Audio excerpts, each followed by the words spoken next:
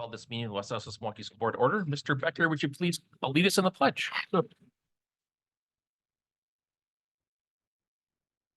Pledge allegiance to the flag of the United States of America and to the republic for which it stands, one nation, under God, indivisible, with liberty and justice for all. Thank you very much. Is that, would you please call the roll? Yes. Mr. Burns is excused. Mr. Becker. Here. Mrs. Kaiser. Here. Mr. Keller's excused. Ms. Deal. Here. Mrs. Carr. Here. Mr. Sickich. Present. Mrs. Lee is excused. And President Lee. Here. Proper notice of this meeting has been posted in accordance with the open meeting laws of the state of Wisconsin. Do you have any modifications to the agenda this evening? There are no modifications. All right, we'll move right into the superintendent's report.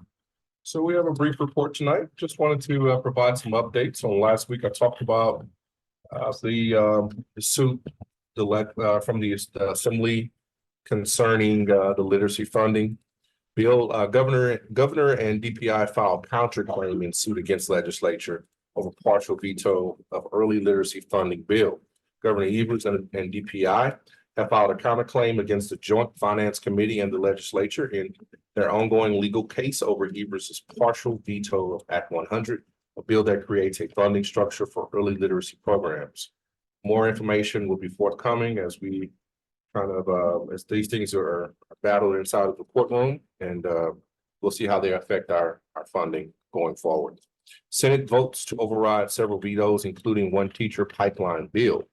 The state Senate has voted to override Governor Evers' vetoes on Senate Bill 917, a bill that raises standards for student teaching in teacher programs and requires the establishment of a DPI teacher apprenticeship program.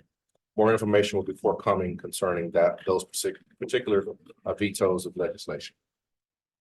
We do have our district recognitions. We have a video. Brianne, who's one of our bright stars in leadership here in the district, one of our many bright stars, but Brianne definitely sticks out. And so we have our video. We'll show you a snippet of the video tonight, our Faces video that's been on social media.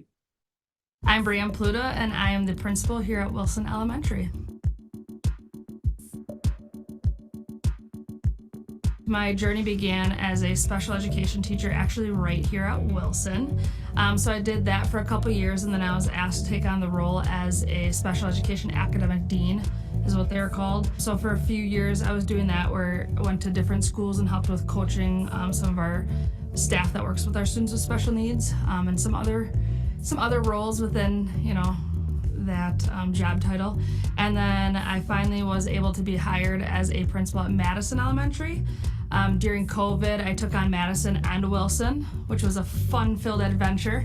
And then finally, I was able to just be here at Wilson. Although I did grow up in the West Allis West Milwaukee School District. So I was the principal at my grade school.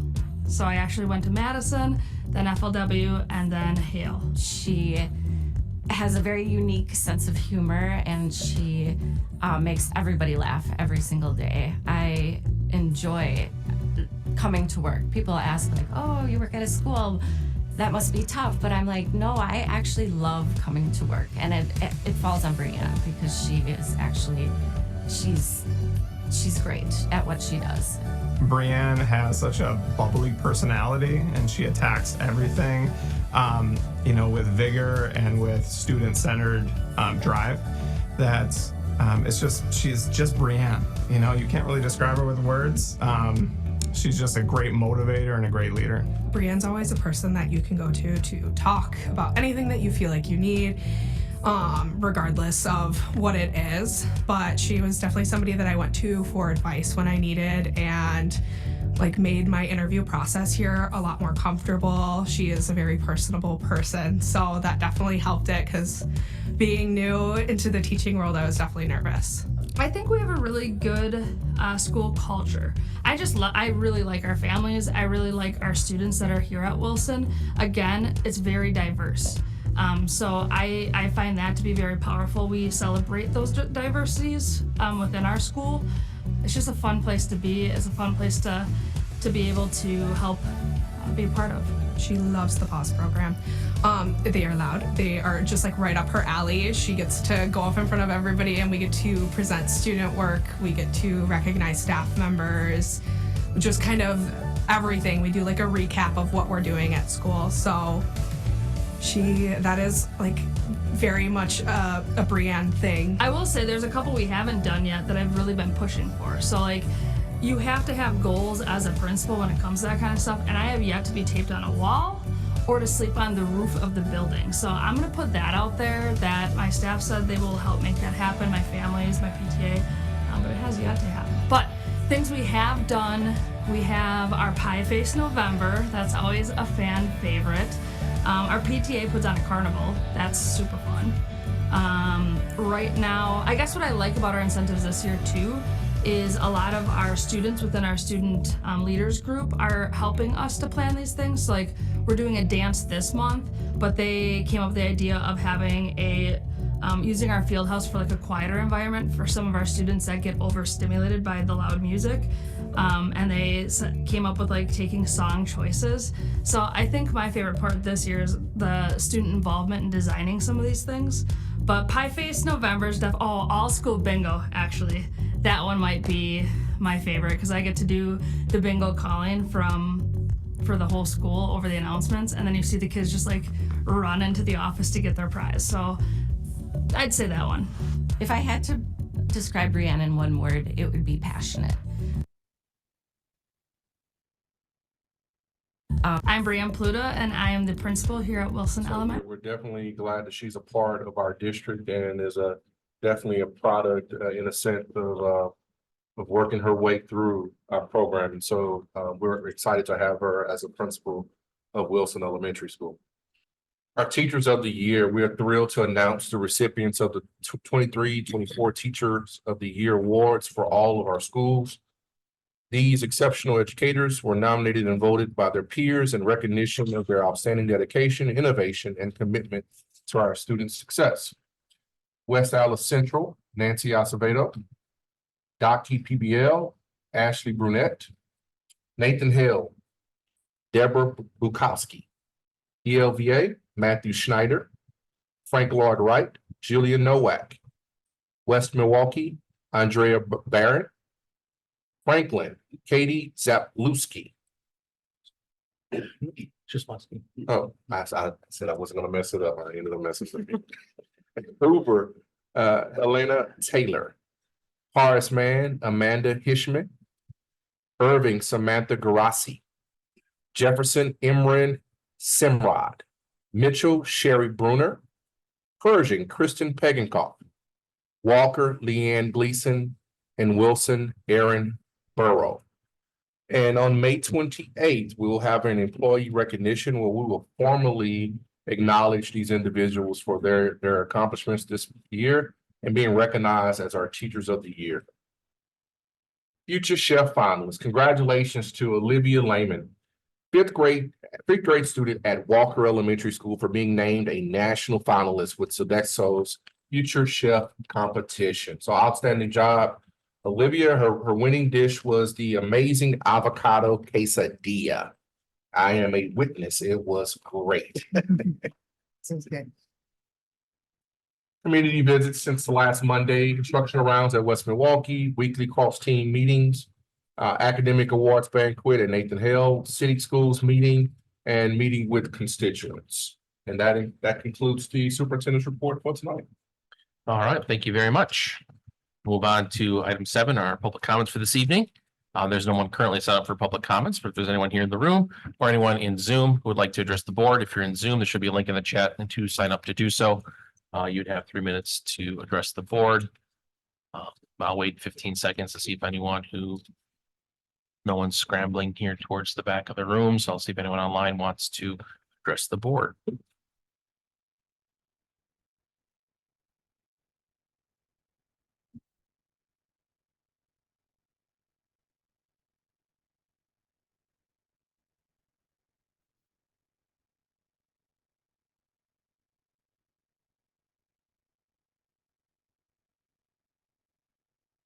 Seeing no additional signups, I will close public comments at this time. Move on to item 8, our board reports for this evening, starting with 8.1, review of the board calendar. So today is May 20th. We have regular Board of Education meeting, and then we have 2 workshops. One a staffing update, one on the referendum 2024, workshop number 4, and then we have a closed session. On Monday, June 10th, at 6 p.m., we have regular Board of Education meeting, and then a financial stability and efficiency workshop and the proposed 24-25 budget implemented tax levy number 2. And then on Monday, June 24th, at 6 p.m., we have a regular Board of Education meeting, where we will take action on the proposed 24-25 budget implementing tax levy. Moving on to 8.2, report committee reports for this evening, starting with 8.2.1, financial stability and efficiency. Ms. Kaiser. All right, thank you. Tonight we met as a committee. We talked about the budget amendments we'll see tonight. We end up with a $2.4 million surplus due to reduced expenses, some Fund 50 supervision activities, utility savings, and our CD interest earnings. Tonight we'll hear proposed short and long-term planning regarding that money. We talked about the property and liability insurance for 24-25. There's action coming in June. We're just waiting on our claim totals. We will have an annual item soon to renew our free breakfast and lunch for all of our students. School fees for 24-25, there'll be no changes in cost. We discussed that Shared Journeys School will now be a program. It was approved by the Shared Journeys Board, and when approved by the West Milwaukee School Board, it'll be then sent to DPI. We discussed the health insurance renewal for coming in January 25. We'll be presenting health insurance updates in a future meeting with Brown & Brown in attendance. And there is a referendum update tonight. And we also discussed, this is a little backwards here, we also discussed with our new food service partnership, really reaching out to the community, making good partnerships with the farmers market, local small chain markets that might want to work with our students, learning about healthy food, running businesses. And we also discussed what can we do for our schools to foster that positive diet and lifestyle? And that is it. Very much, Ms. Kaiser. Anyone have any questions for Ms. Kaiser regarding her report? Just have one regarding Shared Journeys. Is that change? So instead of being a charter school moving forward, it'll be a program within our district? Is that the change? Yeah. Okay. Just want to make sure that I understood that. Any topics for Ms. Kaiser to consider at a future agenda? Seeing none, thank you very much, Ms. Kaiser. Move on to 8.2.2, Recreation and Community Services. Mr. Becker. Thank you. The rec committee met tonight before the meeting here. We touched initially on a couple of staffing updates. We've got 2 directors hired for the rec department. That'll be on the employment summary tonight. And we also have a preschool teacher who's coming in. If memory serves, I believe all of them, or at least 2 of them are West Dallas natives and they have history here. So that's always nice to see people coming from in town. We had some construction updates over at the addition over on the east side. The updates are moving right along. I'm going to try and get over there tomorrow and take a look at the new addition. You may have noticed the fencing is coming up on the Lane site, so that's underway. As far as we can tell, it's on schedule. Over at Irving, the field work continues. They're working on the irrigation, making sure we have a sprinkler system that's going to be in place. That'll be good for just keeping a nice, consistent field for us. Bear with me, lost my spot. Here we go. Okay, the playground's going to be pulled up over the summer once the school's out. That's going to facilitate the drainage, getting the field water out to the street. But that'll be done and ready to go before school starts in the fall. We also touched on our strategic plan updates. We've got the small groups meeting.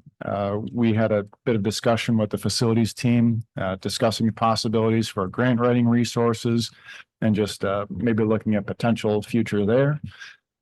We spoke a little bit about a refined or updated capital improvement plan for the facilities, being a little bit more intentional and planning for the future on it.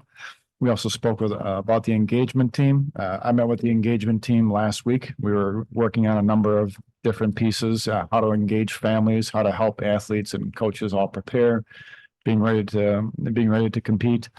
Another thing we spoke about was trying to take advantage of opportunities. The example was the Old Timers Baseball Group.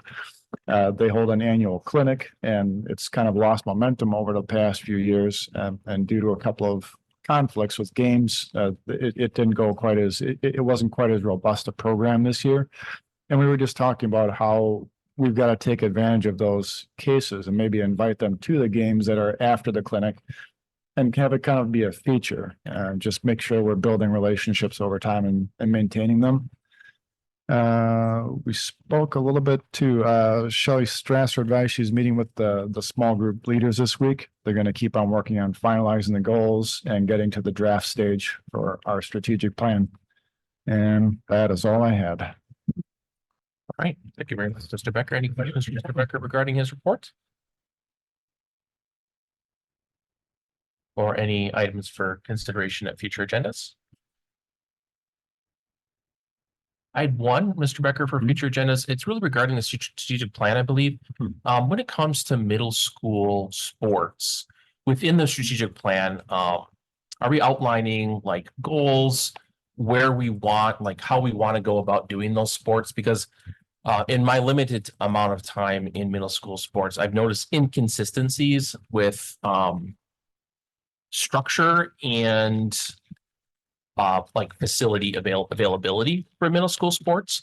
And so I'd just like to see maybe if we can work into that strategic plan some goals and some parameters around that, so that can give the coaches that are participating in those sports some, I guess, barriers that they need to work within. And also if we can identify if there are some features lacking at one school or the other, that we can maybe work in trying to get those. So again, we have equitable opportunities for our students between the two middle schools for sports. Okay.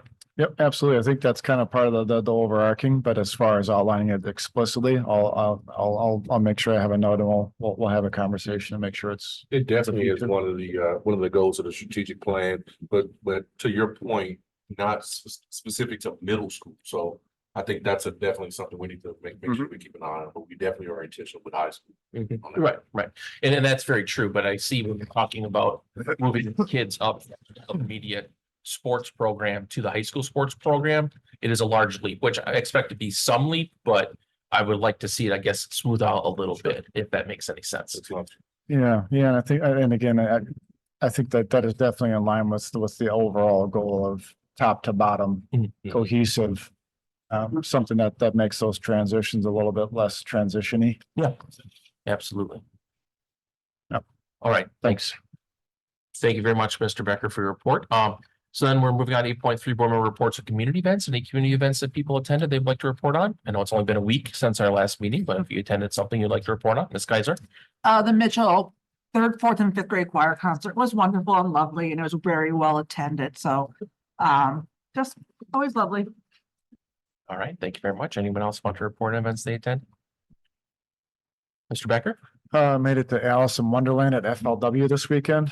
Really enjoyable production, very different from the rest. A little bit of improv. That was really fun to see. Kids really taking real, really active and creative and finding their voice was really enjoyable to see. Absolutely, yes. I too heard the show was wonderful. Unfortunately, I was not able to make it myself, but the rest of my family went and they said they had a great time. My daughter went twice. So, and she's 5th grade, so it must have been pretty good. Mr. I just want to remind everybody that June 2nd, it's always the first Sunday in June, is West Allis a la carte. And it runs from 70th and Greenfield to 76th. And lots of city businesses are there and music and gaiety. It's just a lot of fun. So if you like fun, show up. And the district will have a tent there as well. Oh, good. Yeah. Great. Actually, I don't have anything to report of going to, but I just wanted to invite the community, in the city of West Allis and the health department are going to be having a hope walk on May 31st from 4 to 6 p.m. at Liberty Heights Park. So they're going to have people there Basically, it's for mental health because May is Mental Health Awareness Month. So I know our Hope Squads are going to be there. I will be there. Actually, I'm representing my employer. But I invite everyone if you could come on down. There's gonna be tables there, resources for mental health, resources, substance use disorder resources and stuff like that. So I think it would be great if community members could be out there, and especially to support our kiddos who will be there from our various schools that have the Hope Squads. All right, thank you very much. Anybody else? It's only Miss Carr and me, so. No, okay. All right, well, move on to 8.4. So for me, my updates are just really for the board. Thank you for those who sent me your committee requests. I'm hoping to have that finished by the end of this week so I can get them to Suzette so they can be the admin team can be notified of their committee members. And then I also am planning on doing some rearranging of seats since we've been in the same seats for 2 years now. So I'm also going to get those to Suzette, my goal by the end of the week. I didn't know too. So that's all my all that I have to report on today. So let's move on to our consent agenda for this evening, starting at 9.1, approval of minutes from our regular meeting from last Monday, May 13th. 9.2, our employment summary, 9.3, our supplementary contracts, and 9.4, our financial summary. Does anyone need anything separated out? I'll move. Second. Moved and seconded. All those in favor? Aye. Opposed? All right, that passes. And we'll move on to our action items this evening, starting with 10.1, temporarily waive board policies in support of the City of West Dallas event. Dr. Robinson and Ms. Strasser is coming. All right. So this will be the second year that we'll be hosting the firework display for the City of West Dallas, and will be held at the at Hill and the facility, the athletic facility. So Shelley, you have anything you want to comment on specifically concerning this? No, just a reminder that typically at fireworks celebration, people may choose to consume alcohol or choose to smoke. Those are both not allowed on school district property, but for the purposes of this event and this event only and the rain date, we're asking the board to waive those policies. Any questions from the board? It's the same thing we did last year. Mhm. To allow this, otherwise it would be nearly impossible to police. So moved. Second. Moved and seconded. Any last minute discussion? All those in favor? Aye. Opposed? All right, that passes. Thank you. Thank you very much. Moving on to 10.2, our science resource adoption for elementary. Mr. Hengel and Ms. Sage, are you ready?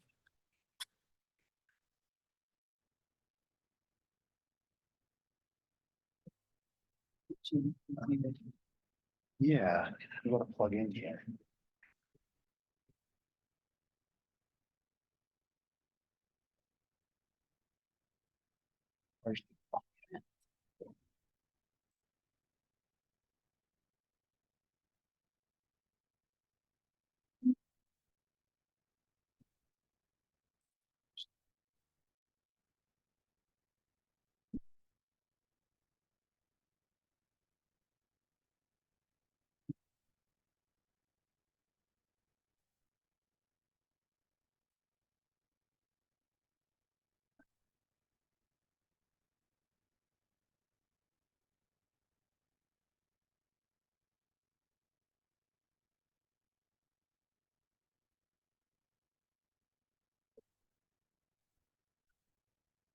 Okay, well, Brennan figures that out.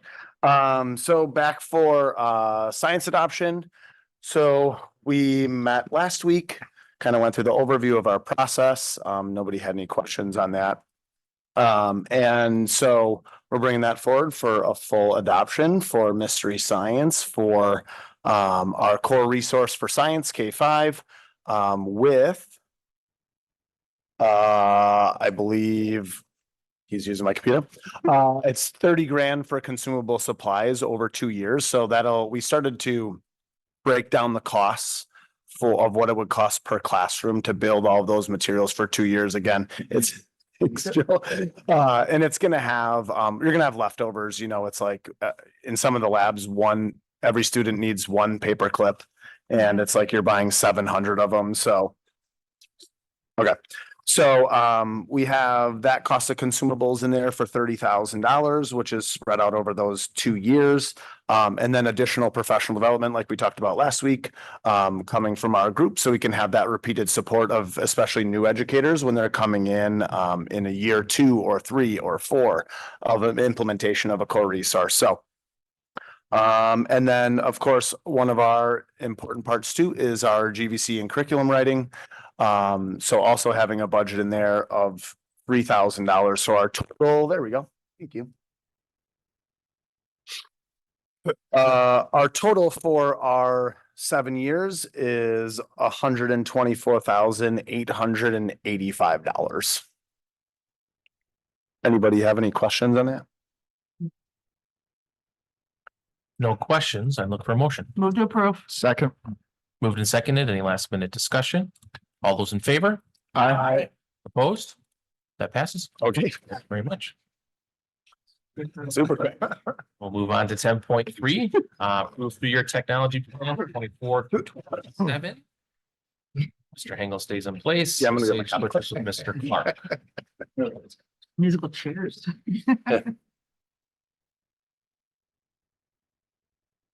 See, when we have good workshops, we have less questions when it comes to passing it, so. Yeah. Okay. Okay, so tech plan, we met last week as well. And just going over some high level things, just some reminders. It's a 3-year cycle for us. And then this gives us a way to kind of implement the plan, identify areas that need support, make adjustments. In the plan that was sent out, to you all, we have a number of different survey pieces that are in there so we can collect data, kind of some things on a quarterly basis, like things like breakage, or on a yearly basis when we talk about implementation, having programs, supporting programs, professional development opportunities, things like that. And then, this allows us to align with our strategic plan, allows us for some resource management, again, providing professional development for staff, and then that budgeting and planning piece. And then also, again, like I mentioned, engage with our stakeholders. All right, Kevin. All right, some district-wide platforms that we are currently using is CAMI 6 through 12, students and teachers. It's an extension on the Chromebooks and laptops that teachers use that was purchased in 2020. We're looking to continue that. It allows teachers to provide feedback, typing, audio, and video, basically editing PDFs. Senso is brand new that we just started, and we're going to roll it out for the next 3 years to all of the secondaries that have Chromebooks. And it allows the teachers to view the student screens, use geolocation, online monitoring of student access, and we piloted it at Frank Lloyd Wright. And again, just a reminder, we're looking to recommend Schoology for 612, integrating with PowerSchool and PowerSchool PL. And then looking at Seesaw Premium for K-5, like I mentioned last week, we already have 5 schools that have been paying for this out of their building budget. So to be able to, again, one of our pieces of the financial predictability is we were able to loop all of those schools in together, get some nice bundling and save some money for schools, and also bring that over to the technology budget. District-wide hardware peripherals that we're looking to get, cases for Chromebooks 9 through 12. We talked about that. We'll continue. We'll review whether we need to bump that up. Our concern is we don't want to spend more money for Chromebooks for 2 years than what it would cost us to repair if we're going to be replacing those Chromebooks in 2 years. But we will review some numbers and see where we're at, because otherwise when we buy new Chromebooks, we'll end up getting all new cases in 2 years. Then Chromebooks are set to be refreshed at that time. But we will run some numbers and see. But we're proposing that we include Chromebook cases when we get new Chromebooks. And then we'll also do headphones. We'd like to do headphones for elementary students, the K-5 platforms, because they're heavily sound-based. Some of the budget impacts, you can see we have it divided out by over the 3-year tech plan. The current, the upcoming school year, we're looking to do new line panels, an additional 93 panels. teacher computer refresh, not to exceed 837. We're looking at possibly 700, depending on where everything comes in. We're going to be surveying the teachers and we'll see where those numbers come in. In 25-26, we'll be replacing the iPads, and that includes cases, and 25% again of the new line panels in the classrooms, and that'll complete the new line at the end, depending on what we purchase, but by 25-26, all classrooms that are in use will have a new line panel. And then 26-27, that's when we're slated to replace the Chromebooks. This is the price of just Chromebooks. In one of the next slides, we have the pricing out for the cases. All right, and then budget impact for software tools. So Cami, like we mentioned, 612, it's $13,162 a year. Senso is a little over 16,000, and then Seesaw is about 29, and Schoology is about 25. Okay, and then this is where I mentioned we have Chromebook cases. At the same time, we're refreshing the Chromebooks. And then we have headphones. We're going to spread that out over 3 years. And it's about 6,500 each year. And then staff computer accessories, any kind of dongles that we may need for rooms that have not been updated, or new line panels and things like that. If we may need some dongles, they're about 30,000. All right, so we saw this slide last week, just our current, what we have versus recommended, which we kind of just flew over there. Also in those rooms that are not having a new line panel installed this summer, we'll move Apple TVs over to there if possible, depending on the device choice. So that will also eliminate some of the tethering to the front desk for some of our secondary folks. So then our recommendations moving forward is the commitment to the new line panels for 100% of our classrooms by the 26-27 school year. And then our discussion last week, recommendation on choice. So 4K through 5th grade teachers will not have a choice. They'll all be issued a MacBook. And then 6th through 12th will have to select a device by May 28th. So they'll have a week. Kevin and team have already established some communications where surveys are going out to teachers. He's working on getting new teacher email addresses that are coming in next year where we can contact them as well. And that's it. Any questions? Ms. Carr. As we replace the smart boards with the new line, what will we do with those smart boards? And around how many are we talking? There's not a lot of smart boards. I think Walker has quite a few. I don't know how many total there are. Walker has just about every classroom. Most likely they'll be So recycled. interactive boards, are there any besides smart boards, or the projectors, or all of those things that will be? The projectors will probably be recycled. We'll probably look and see if there's any resale value on some of the newer ones. Okay. But what we're trying to do is keep those newer ones for the classrooms that won't get new ones right away, and we can replace or update the projectors if they fail. And that's kind of what we've been doing. Okay. As projectors fail, they're already going through like Longfellow and removing them from Lane and replacing them. So we'll hang on to the ones that may have any value for covering classrooms like that. Right. And then they just become obsolete, and they just, so we recycle them, or I'm not necessarily talking about, can we get any money back, but they're not ending up in the landfill, correct? We're actually in Correct. Some kind of program that. Yep, we work with, there's, it's like an R2 certified recycling. Basically, nothing goes to the landfill. Everything is recycled. Any computers that they get, if computers have resale value, we'll try to resell them. Sure. Again, they're R2 certified, the ones that we work with, because that's pretty important. And they'll do all the data destruction to make sure nothing is left on the drive, and we get certificates for that. And again, we make sure we use those where things do not end up in the landfills. Thank you. Other questions? I just have one. Where do we land on headphones? We talked about a couple different possible scenarios there. Yeah. So we actually did just, as we were cleaning out in preparation for our move, we had, some headphones that are in a box, and like a lot of them. So we're going to be able to use those for a little while, as they were labeled like in the back corner. That was from a school that was closed in our community. And so they send that stuff back from us. So we're going to investigate kind of do some trials because it is per year. Mhm. So we're gonna like try and figure out, we're gonna do some buds, we're gonna do some over the years and then kind of look at that at the first quarter Mhm. and see what our breakage rate is that to obviously be mindful of those costs. Okay, we're not going with the costs or what was? Yeah, so Brendan, who has spoke on that last week, we're gonna look into that as well. Okay. And see if we can partner with them to get that replacement for that warranty. Best case scenario is obviously that one. Okay, yeah, I was just wondering Yeah. what was the plan, so. All right, any other questions? Move to approve. Second. Moved and seconded, any last minute discussion? All those in favor? Aye. Opposed? All right, that passes. All Thank you right. very much. Thank you. All right, let's move on to 10.4, 23-24 budget amendments. And I'll let Mr. Norris get his computer hooked up.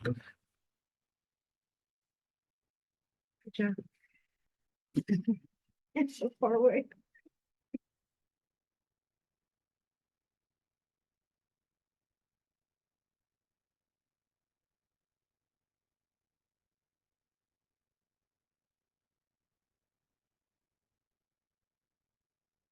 I had it up on myself that time.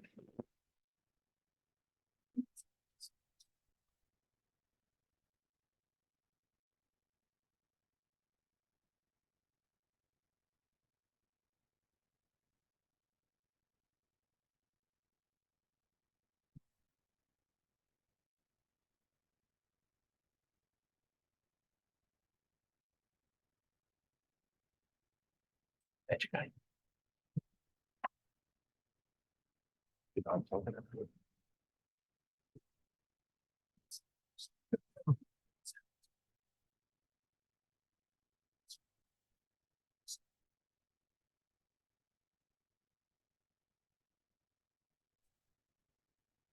My computer's cursed. I swear this happens every time.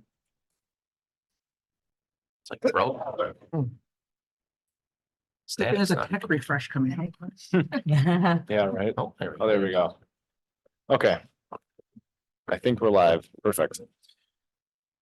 Okay, well, perfect. Well, thank you for having me this evening. We're talking tonight about the 23-24 budget amendments. And as a part of budget amendments, it's a normal process that we go through each year with the through the budget cycle. It's kind of interesting. The spring is a kind of interesting time for the business office because we're both trying to work to project next year's budget, which we've been engaging with you guys for a few months on, and also like to close out this year's budget, which is interesting because a lot of things go into closing out the budget, which is getting ready for the audit for the year, which is working with principals and schools to close out their budgets, end of year purchasing, all the things apart. So again, it's a very normal part of the process and it occurs as close as we can to year end, with allowing us as well as you guys to approve budget amendments to be adjusted for so that purchases can get made in this year's fiscal year budget. So that's why we're doing that tonight.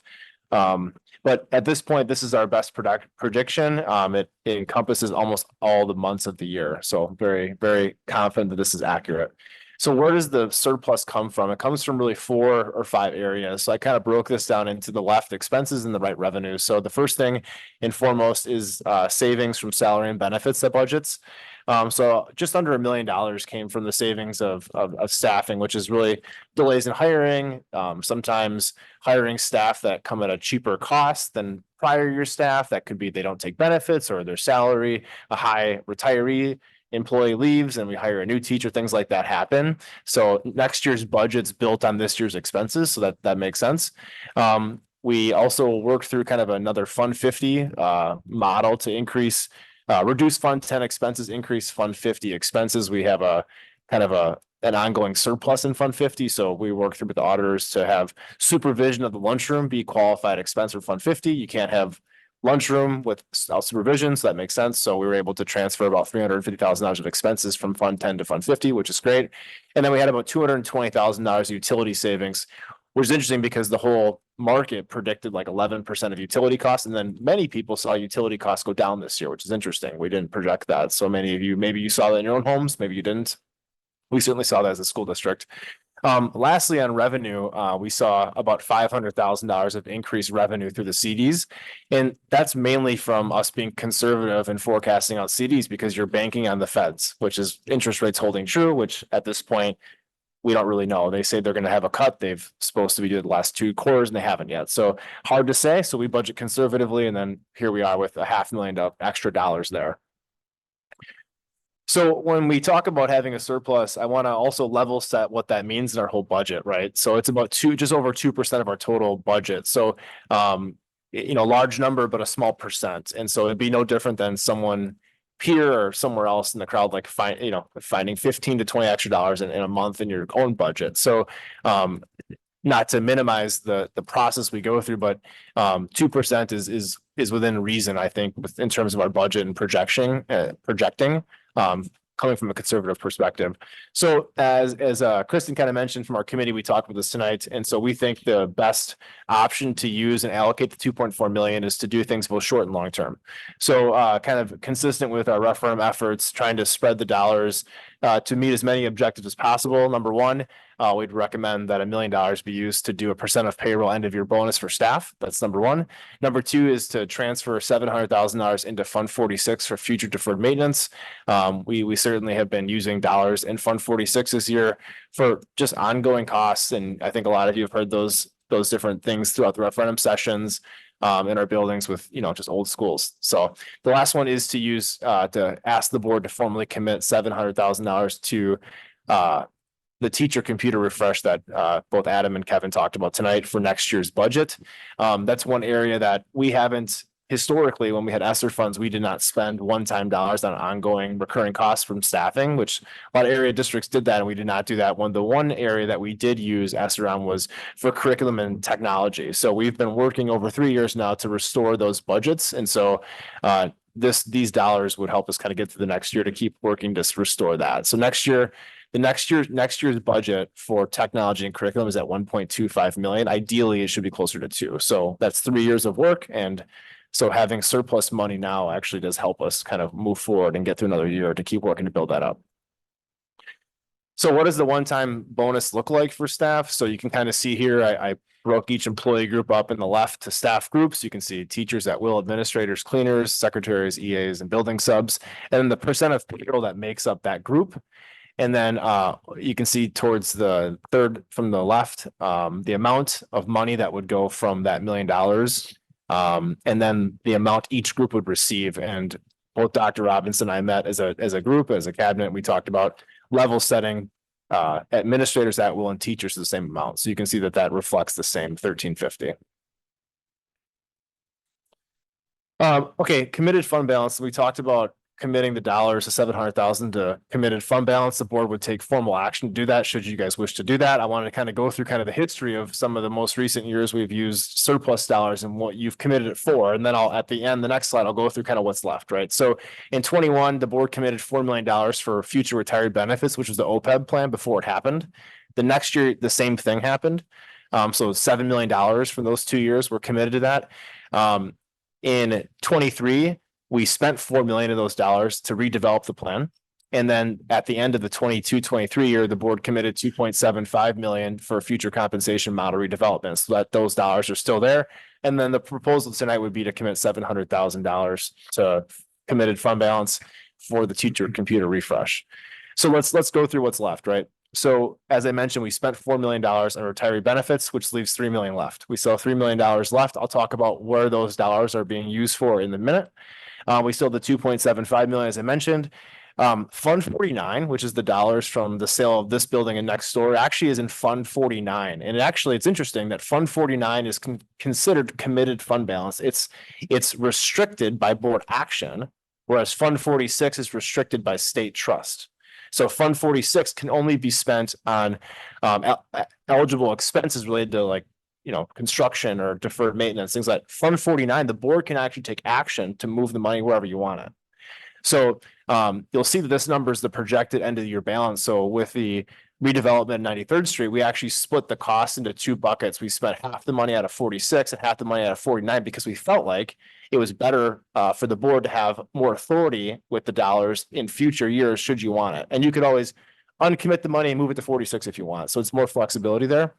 That's obviously a projection at this point that still is unaudited. And then you can see the 700,000 proposal, which would bring the total of committed to just under 12 million.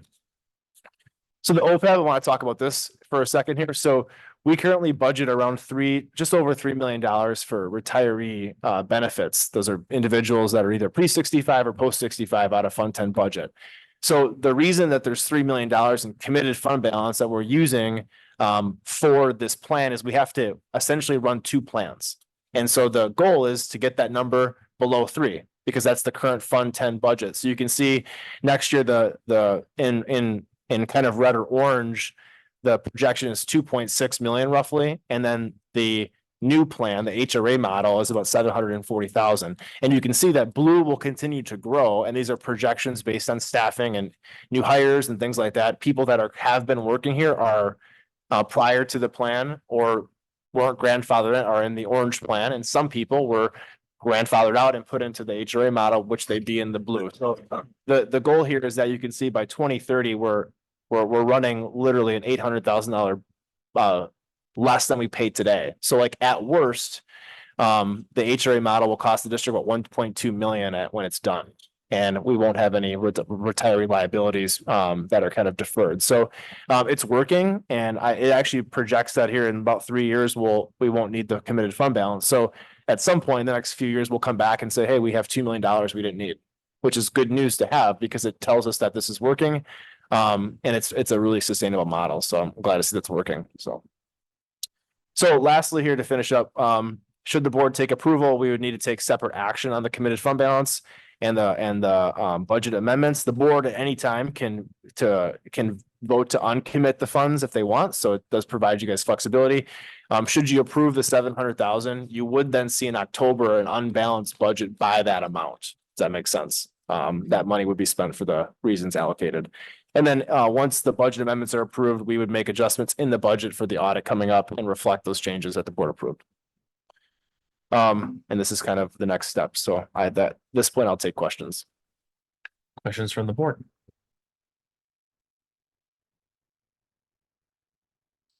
I have one. So we know that when we have money in Fund 10 that is considered revenue, that can affect our state aid. So if we commit next, even though it's committed, but it's still in Fund 10 and the state looks at Fund 10 in a very specific way as far as how much money we have left. And sometimes it can be seen as you didn't use all your money, so you don't need as much money next year. Sure. That burned us with the OPEB settlement a few years back. So with 700,000, although that isn't a huge amount, could that negatively affect our state aid anyway? So typically the answer would be yes. And that is not the case tonight. And the reason why is because we've spent money out of 49, and those dollars are the same dollars you're referring to that the tech money's coming from. So 49, the reason it's not restricted is because you haven't received aid on it yet. So since we've spent $3 million out of 49, the offset is essentially the 700,000. So to the state, it'll look like we spent the difference in excess of our budget. So actually the community won't see a negative difference off that. So good question though. Yeah. That's good to know. And the other thing I think it's just good for the community to know is that walking through how our current OPEB our OPEB is set up is something that other districts go to referendum to do.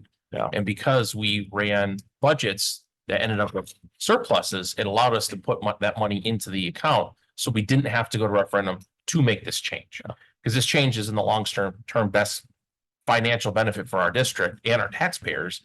And so it was a smart thing to do. But because we had those surpluses in our budget, we didn't have to have a referendum for $7 million so that we could make this change. Right. So I think it's an important thing for our community to know, especially when we're talking about referendum, that we have done many things in our ability as a board, and with obviously a lot of help from Aaron and his team, to think about how we can save money in ways that can reduce the burden on the taxpayer whenever that we can. And so I think it's a very important thing for our community to know. And so I just wanted to state that publicly. Any other questions regarding these changes? So we're looking at 2.4 million surplus separated with $1 million bonuses to our staff. $9 million each. I wish. Total for everyone, 700,000 committed for the teacher refresh and 700,000 into Fund 46 for future building needs. So moved. Second. Oh, I think we can separate them. To explain. paid out. Oh, okay. Yeah, could you just say, when will the bonuses be paid out if it's approved? Great question. Yeah. So pending approval tonight, we'll work on communicating to staff exactly kind of what the process was and the surplus and all the stuff that goes into that. They'd be paid out. It would be the second week of June. I believe it's the non-payroll week. So it's the whatever that number date is. I'll find out, but I think it's the 12th or 13th. It'd be before schools, before staff are gone. Okay. So that's kind of the goal. Try to communicate this week or next week, and then that way people are aware while they're still working that they're going to get that, and hopefully that helps retention as well. So. Mr. Becker? I guess that does trigger a question. Is this for everybody who's in the district right now, or is it, because I know we do a retention bonus as well. Sometimes is this gonna be for everybody or just people who are staying? Yeah, that's a good question. So we're kind of, Dr. Robbins and I have kind of framed this as a loyalty bonus for staff. So anyone that has returned their contract would receive it. Any retirees as a loyalty dedication then would receive it. And anyone that's kind of moving on by choice would not receive it at the end of the year. Okay. Yeah. Thank you. Yeah, good questions, and thanks for sparking that over there. Were you good? Okay. So do we have a motion? Yeah. In a second? Second. Okay. All right. Any other questions or discussion? All right. All those in favor? Aye. Opposed? All right, that passes.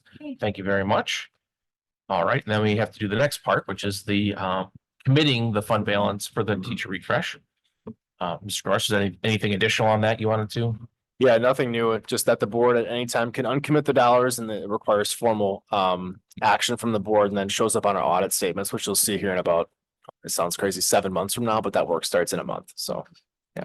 So when the money is spent next fiscal year for the teacher refresh, then that committed fund balance kind of goes away. Like if it was 700,000, that's what gets taken out of Fund 10, and then that commitment is gone. And then we're just looking at what's left, which is the 3 million and the 2.75 million. Yeah, plus 49, yes. Yeah, plus 49. Yeah, right. yeah. So essentially what you'll see it on next year's audit statement, which will be year end, and then the following one, it'll be gone because it'll be spent on that. Yeah. So moved. Second. Moved and seconded. Any last minute discussion? All those in favor? Aye. Opposed? All right, that passes. Let's move on to 10.6, updated board policies. Have anyone, Dr. Robinson? So we have several policies that are being updated. A couple of them were actually from 2020. So there was the COVID year. Also, there was a switch between the companies we were using to update our policies. So there were several policies that had not been updated. We do an annual refresh. So now we're pretty much caught up, having met with Dr. Zeman a couple of weeks ago. We're pretty much caught up now. And these are the January policies right now. So we should be up to date. So we're asking for approval of several of these policies that are listed. I was unable to read because we don't have the links. Is that on purpose?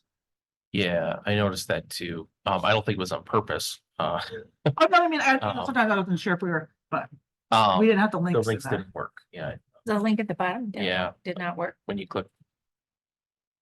You Mine can't click. works. Mine works. Or did you act a different way? I see. Did we look at it? So we can, if your concerns about it, we can move this item to another meeting. If you haven't had a chance to review the proposed changes. I mean, if it was reviewed by our lawyer and reviewed by administration, I'm not concerned. Yeah.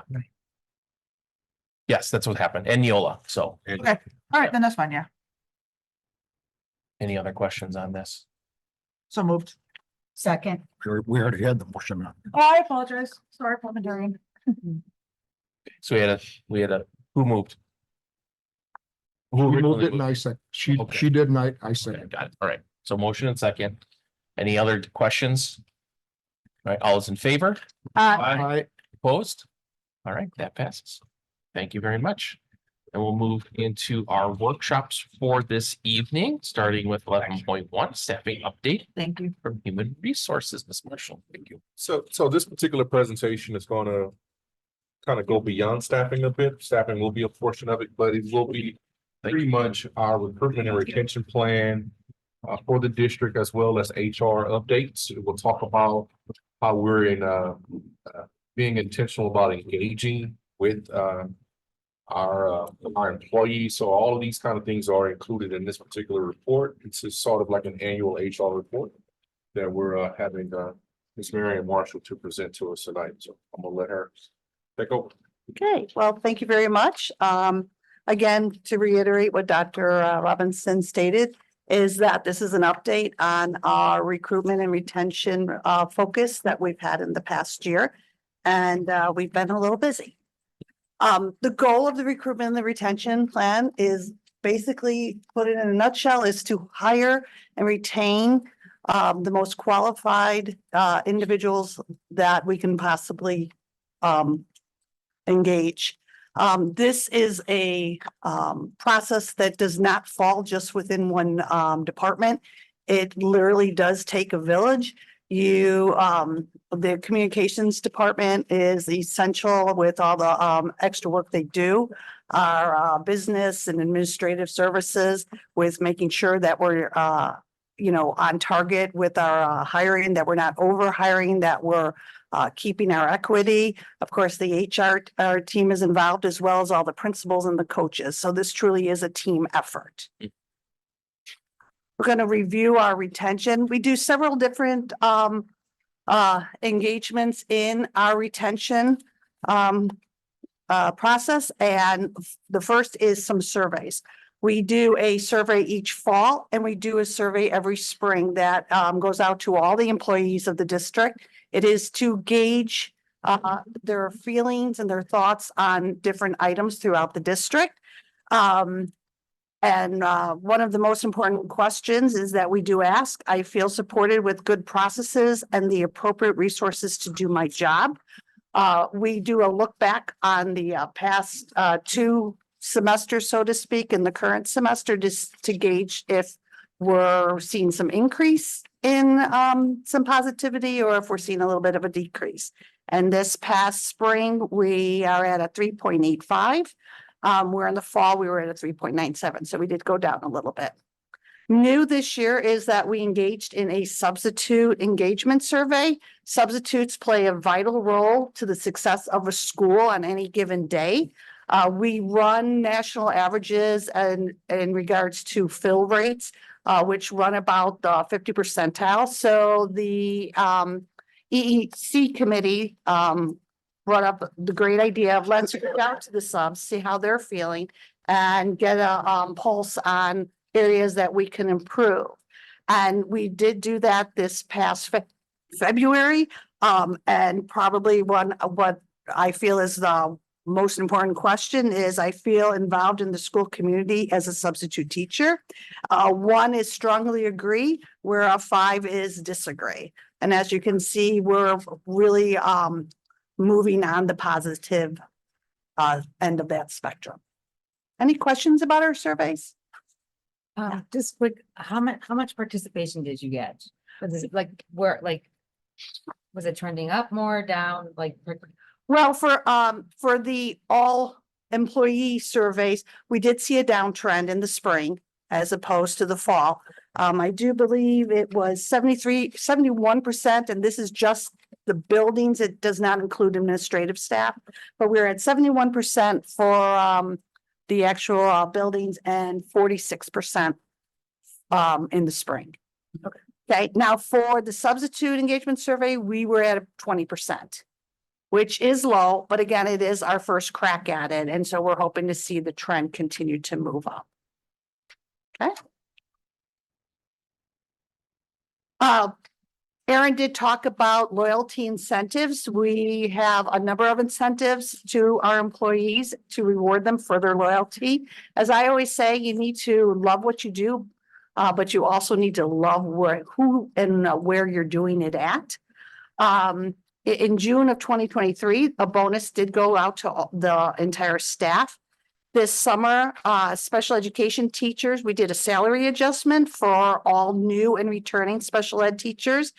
They received a $5,000 increase in their salary. We also did retention bonuses.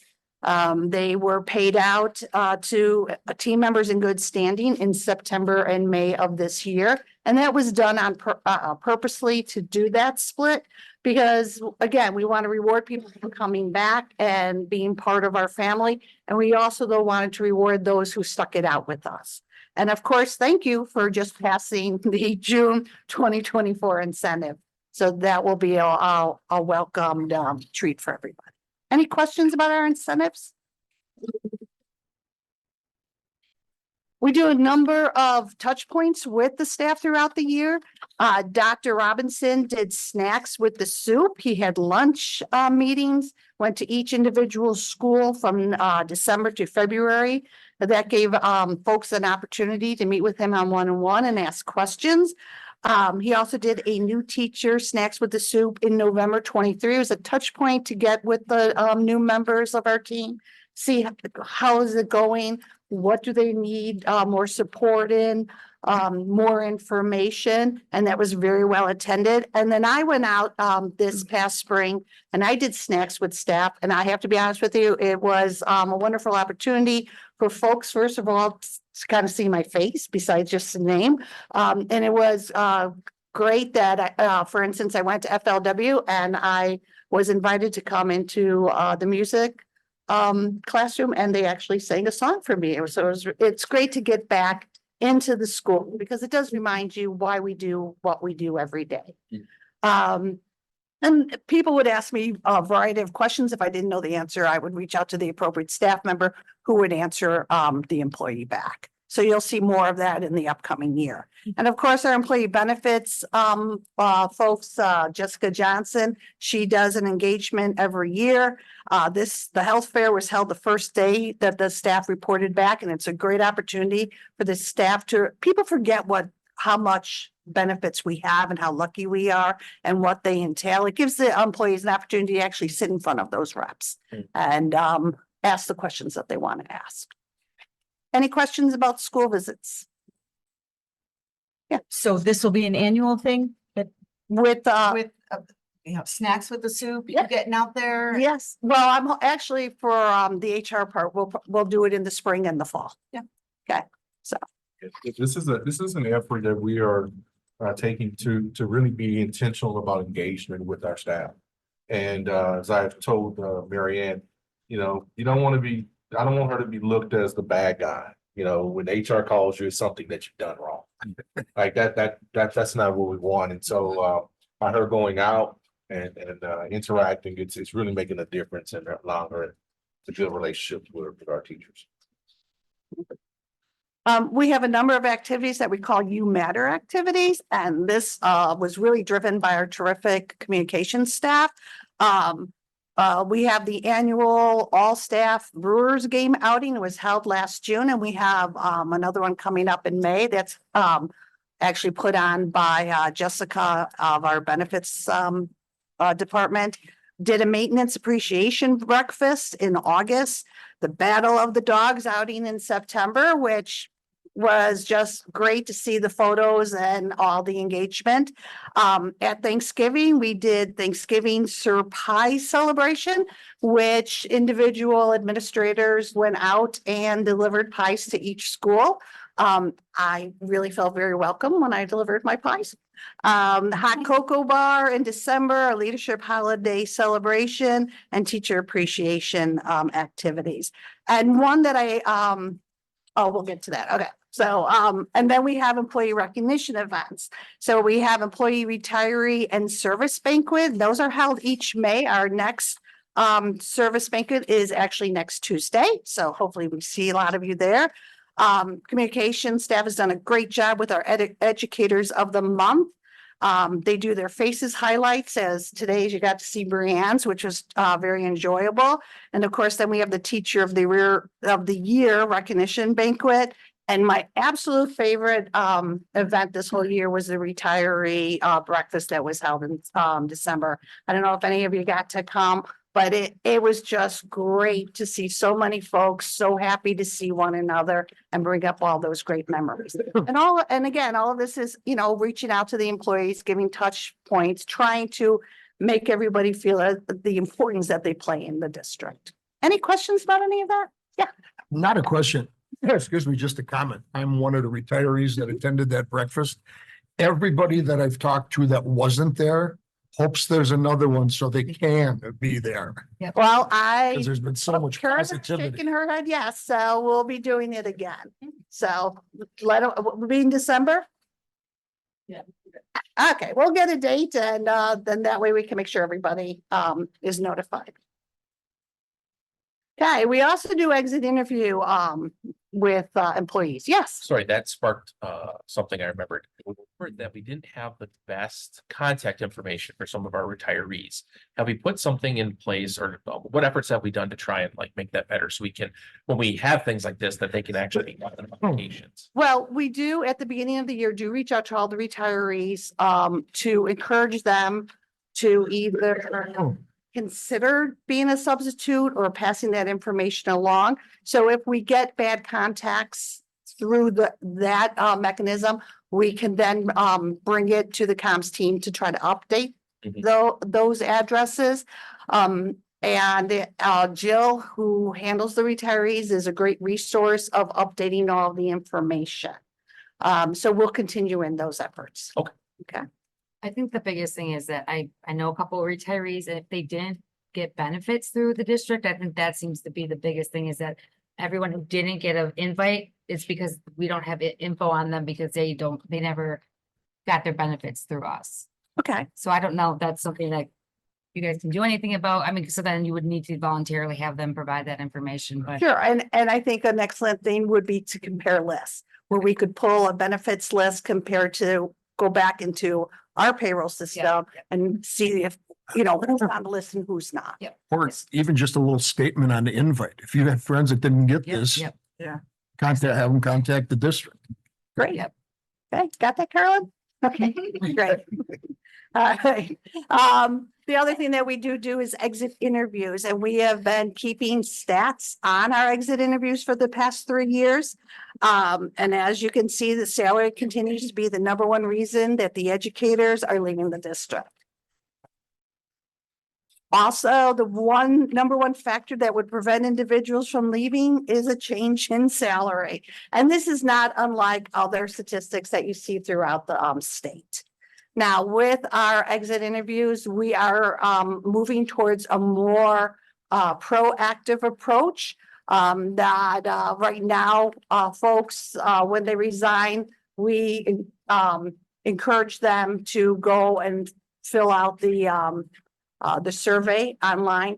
But what we are going to do is we will, with the recruiter and I will be reaching out to individuals who we have maybe not have heard from that have already let us know that they will be leaving us. So again, just trying to reach out to folks, hey, give us the input that we have. And hopefully we will see those numbers creep up. Okay, recruitment efforts. Again, we're trying to go from a reactive stance to a proactive stance. And one study that supports the reason why we need to be more proactive as opposed to reactive is that DPI released a study, I do believe it was in April, that 4 out of 10 first-year teachers will leave the state of Wisconsin or the profession within the first 6 years.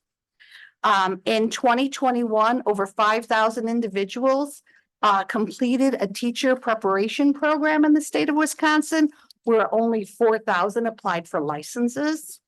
The top reasons for leaving or not entering the teaching profession is the compensation, work-life balance, workload, or they're simply just leaving the profession.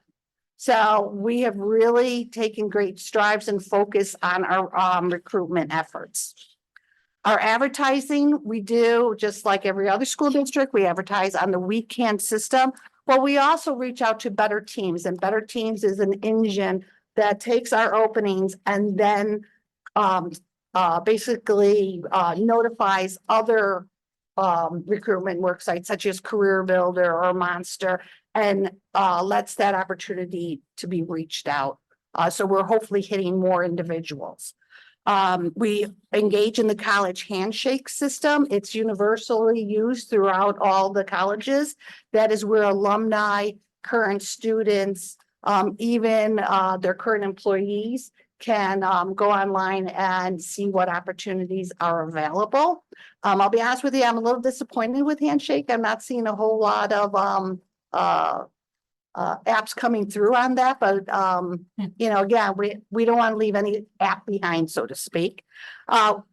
Rachel does a great job with social media. I'm sure all of you see it. She's on LinkedIn, Facebook, Twitter, and off to the side, I have a sample of one of the most recent ads that she has put out there. And of course, we have our welcome back postcards to our retirees, trying to engage them to be our substitute. We did hire Zach Olson in March of this year. He joined our team. He would be here tonight, but he's homesick. I'm sorry.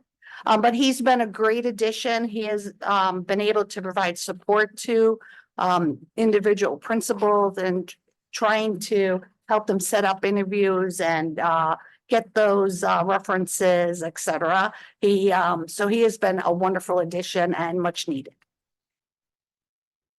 We have a number, yeah. Since we're doing all these different things to try to get people to come, do we ask people like, how did you hear about this job when we get someone who's hired, so we kind of know what thing worked for them to get them here to apply? Janet, on the application, is there a referral on the application? No, it's not a box like that. There's not a box on that. Okay.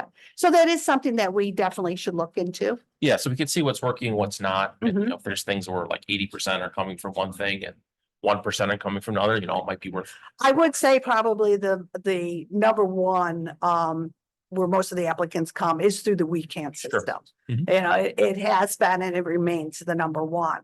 But it's still important to try to branch out and try to reach folks through other mechanisms. Yeah. But that's a great idea. So thank you. Yeah.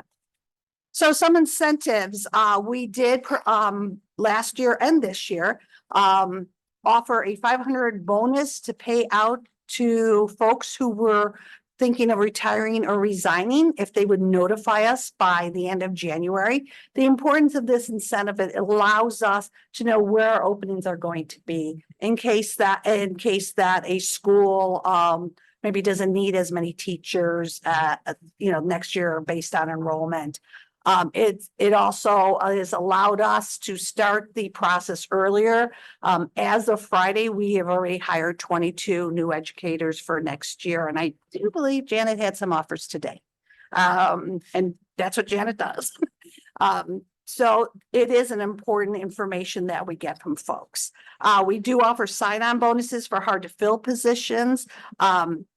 Last year, it was a 4,000 sign-on bonus. This year, it is a 2,500. Now, I'm sure you're asking now, why did they lower it? Well, we have worked on our compensation model, and we're actually starting teachers a little higher.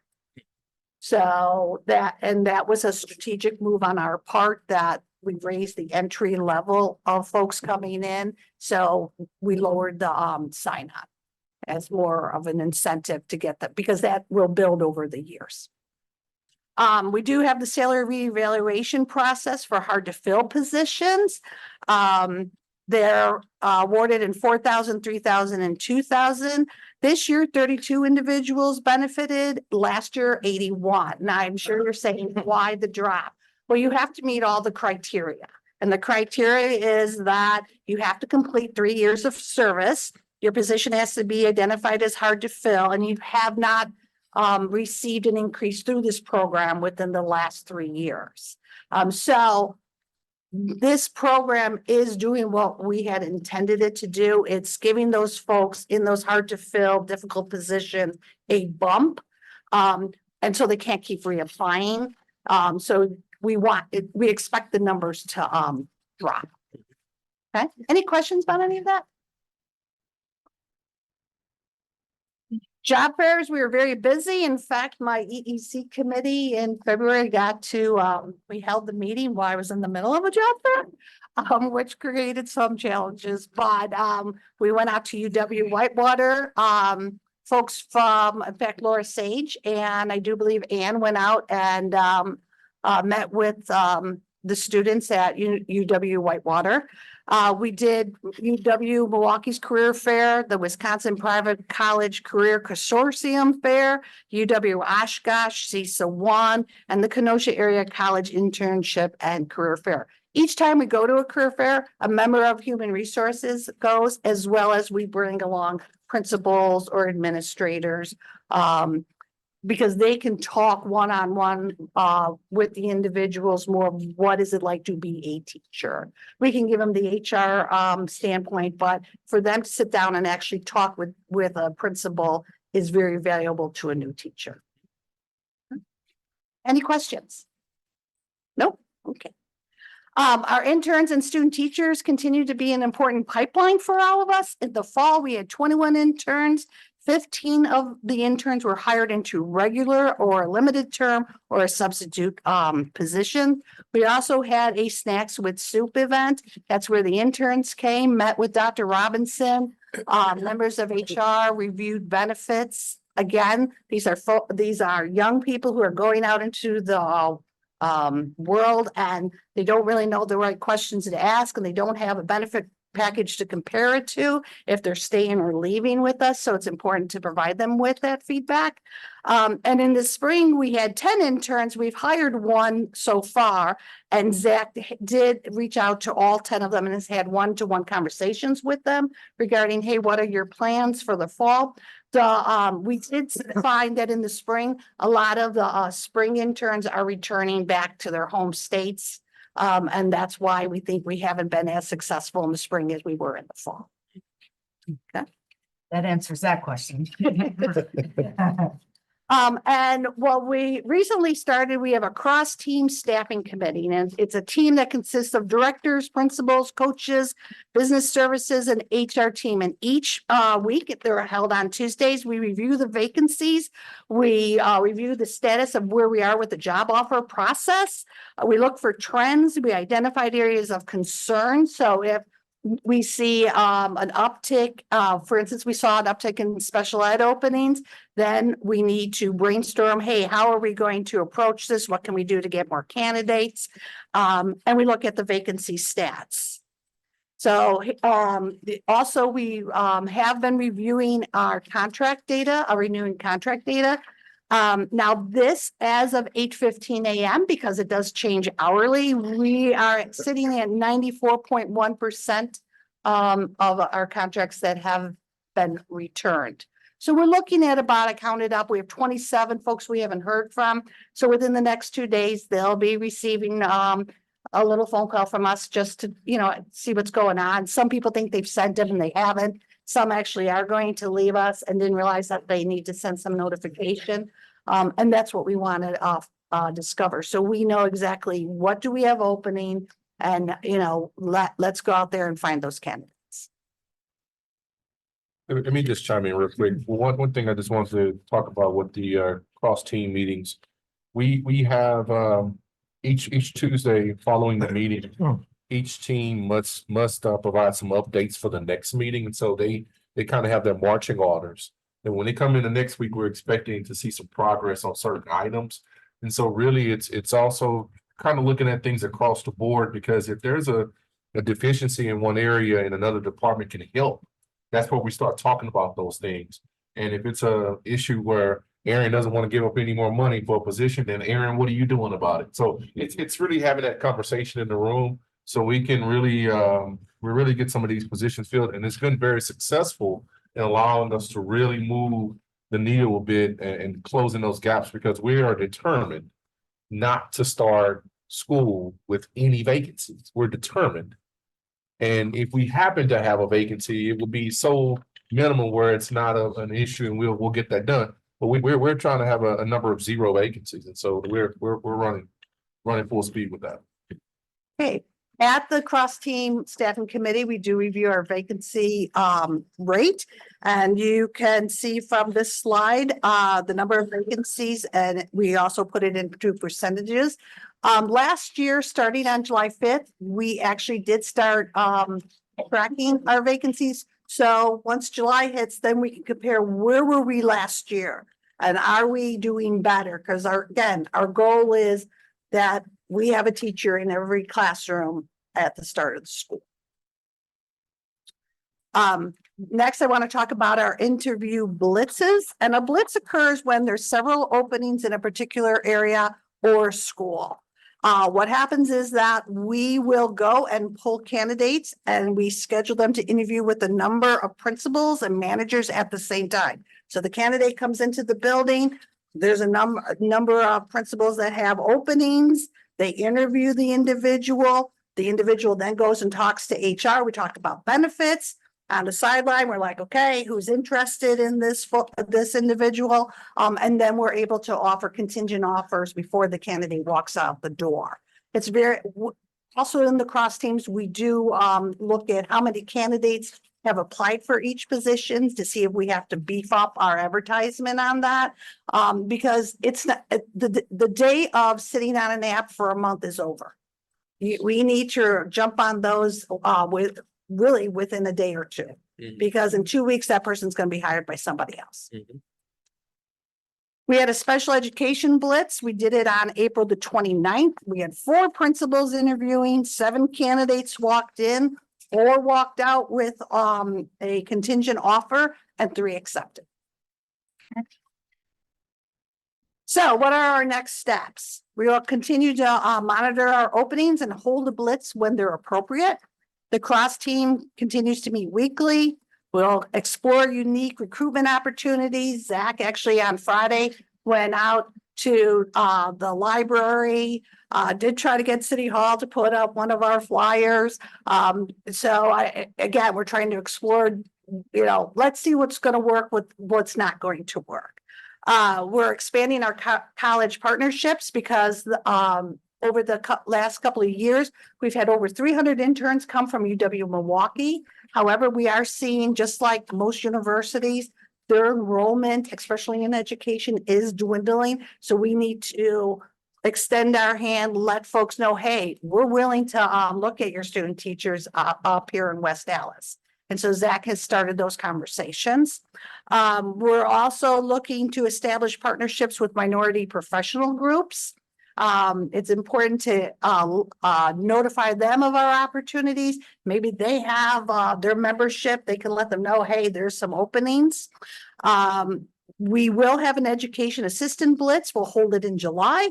We'll have a substitute teacher blitz beginning in August. We're going to prepare a district-wide substitute handbook because that was some of the feedback we got from the engagement survey, is that they would like to have some consistency as they walk into a classroom. And we're going to encourage exit interview participation to teachers who are resigning. So that is the end of my presentation. Any questions? Questions from the board? All right, thank you. Thank you. Thank you. Yep. Thank you very much. Very thorough. Thanks. And Lulu's gonna say the same thing. Very thorough. All right. So move on to our second workshop for the evening. Review and discussion of potential 2024 referendum, workshop number 4.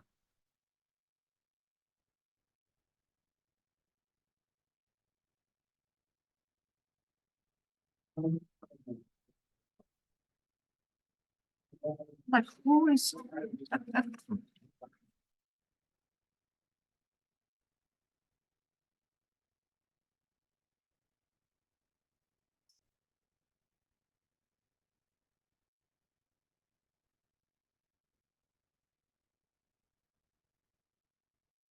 Perfect. If we're ready to go, I'll kick us off. Yep. Okay, perfect.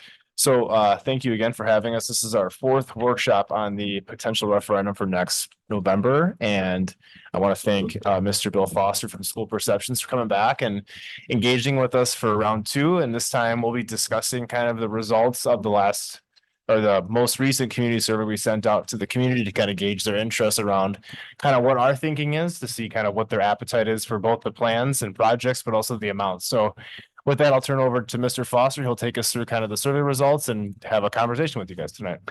All right, here we go. So the report tonight is organized primarily around three areas, really. The background information. So as a board member, a month from now, if you scratch your head and say, what did that survey actually say? Well, it's in the report, so don't worry about that. And that's important because that creates the context for the responses. We're going to look at the demographic information, then we will slice and dice and make sense of the data for you. So again, school perceptions, we've been around for more than 20 years now. We've done actually over 1,000 community surveys like this one. So we've done this before. Specifically, your survey went out and the deadline was April 22nd. We had 2,540 responses.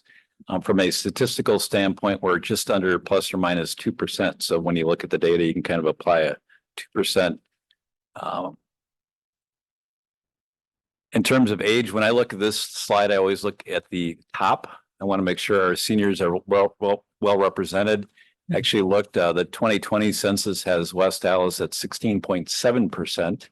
So your seniors are actually overrepresented, which is good. When it comes to taking surveys, they take surveys. They also like to vote.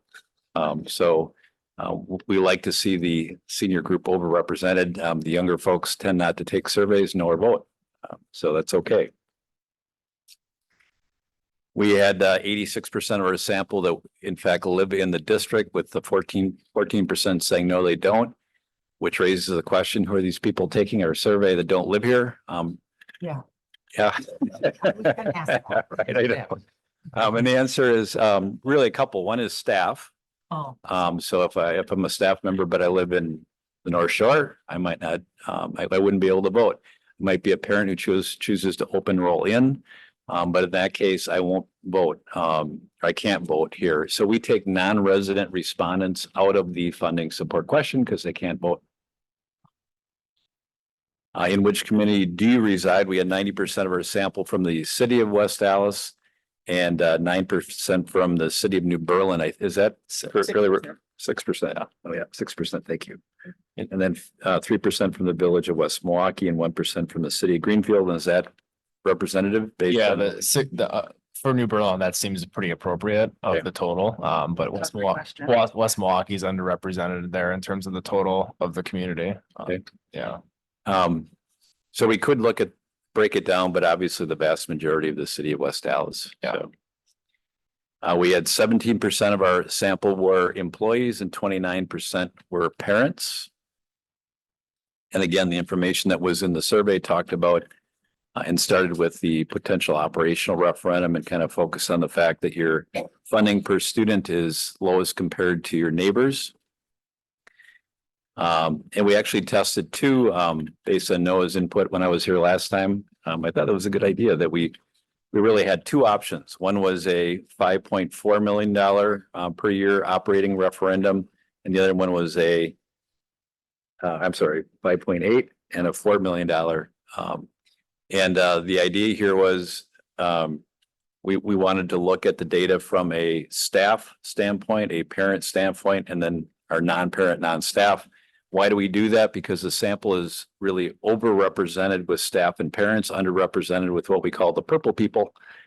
The purple people are the most important because they represent the majority of your voters. So when, as a board, you look at this, you kind of have to weigh it out. So staff are really important because they talk to their friends, neighbors, and parents every day, but they don't represent very many of your voters. Parents are probably about 25%, and then non-parent, non-staff.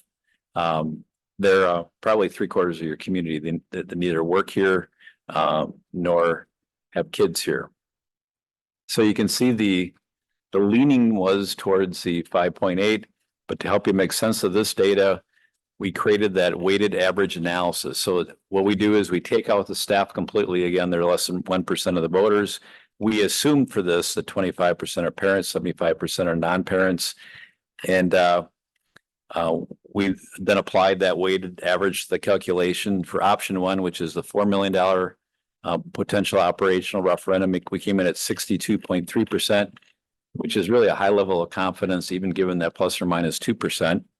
Then we go to the 5.8, and we're not quite there. We're at 46%, which is darn close, but not quite there.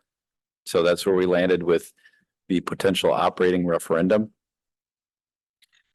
If you need to make budget cuts. We also had a series of options. The kind of the math or logic behind this is if everybody would say yes, it'd be a 10. If everybody say no, we shouldn't cut that, it'd be a 1. If you take 10 plus 1 and divide it by 2, you end up at 5.5. So arguably anything above 5.5 is something you could, as a board, consider as a budget cut. You're not going to close a $4 or $5 million budget deficit doing these things probably, but it would be something potentially moving in the right direction. So the only one that popped up above 5.5 for the non-parent, non-staff was reducing transportation services. It was also relatively high at 4.34 and 4.06 for the staff and parents. And then from there, you can really see it drops down. Second was delaying curriculum updates and delaying technology upgrades, but those weren't as popular. And there are 2 pages to the potential budget cuts. These are sorted based on the non-parent, non-staff column. And you can see as we get down to reducing elementary specials and routine building maintenance, that was not very popular by anyone. In fact, everything on the second page is below 2 for the staff and parents. Make sense? Okay, so then we can move from a potential operating challenge to facility challenges, which you really have many. So this was a slide that was in the survey that quantified potentially at 275 million of all outstanding total maintenance, and then the high priority needs came in just over $111 million. We then prioritized the potential projects. If everybody would have said it's a high priority, it'd be a 3. If everybody said it's a low priority, it'd be a 1. And then we created these, scored them in rank orders. The highest was the heating and ventilation concern at 66 million, safety at 29 million, and then all the way down. And by the way, these are all above 2. So this is not like a swimming pool. So these are all pretty critical needs. And the building exterior was the lowest, but again, that was still above 2. And then arguably the most important question from a capital standpoint is, okay, how much money would you provide so we could begin to bite off this big challenge? And we tested between 45 and 105 million and shared the corresponding tax impacts for each of those amounts. And we created it. Too bad it's not Christmas time because it's kind of colorful. A slide again, breaking it into those 3 groups: staff, parents, and non-parent, non-staff. The logic here is we start on the left. If everybody would support 105, or if they support 105, they'd probably support 90. If they support 90, they probably support 75. And we keep adding them up until we cross that 50% line. And again, staff, they're actually in at 105 million, but you don't have any staff member. Parents cross that 50% line at 90 million. And the most important group, the people with the most votes, they crossed it at 60 million. So we did a little analysis for that. Same logic, taking the staff out completely. And you can see the 90 million had 36.8%. The 75 million was right on the bubble at 50%. And then the 60 million crossed it up at the 58.5 million. So there you have, you cross that threshold and you've got support to potentially ask for that amount of money. We had a couple questions on overall satisfaction. How is the district doing? You can see both the percent great and good as well as the average, good baseline data. We then broke it into each group: staff, parents, and non-parent, non-staff. And then one overall question, you landed at a 5.65. So we did a survey. What did we learn by doing this survey? It was fairly straightforward. If held today, the community would likely support an operational referendum for at least 4 million. So there's strong support at 4, but not up to 5.8.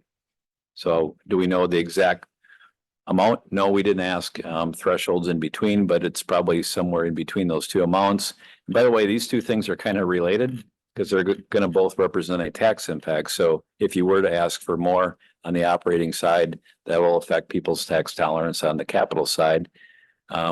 If held today, the community would likely support a capital referendum for 60 million to begin to pay for the building maintenance.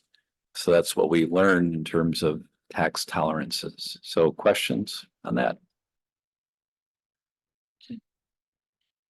Questions from the board? Looking at these numbers, I guess for me, what would you think? I'm thinking more, I don't know about the rest of the board, but I think that I know we have, both needs are important. But to me, especially after doing this, hearing about our staffing and stuff, what if we went for 5.8 and looked at it even a lower number, not 60 million, 50 million or something lower in terms of, I think that would be dangerous. okay. Because we don't have data. You could certainly do it. But we've got data that shows you probably wouldn't quite get to the support at that level. But you could make an argument for 4.8 or 4.9 or something like that. Something closer. They always do that. Yeah, I don't know, but clearly, I think that message resonated with people that we don't want to. And Noah, you said this and it resonated with me that, we don't want to have something pass and still be at the bottom. We want to be able to be competitive with our neighbors. I don't know if we can quite get there, but you can get closer. And I think that's a message that makes sense to people. So anyway. But I probably wouldn't go for the full 5.8, given the data.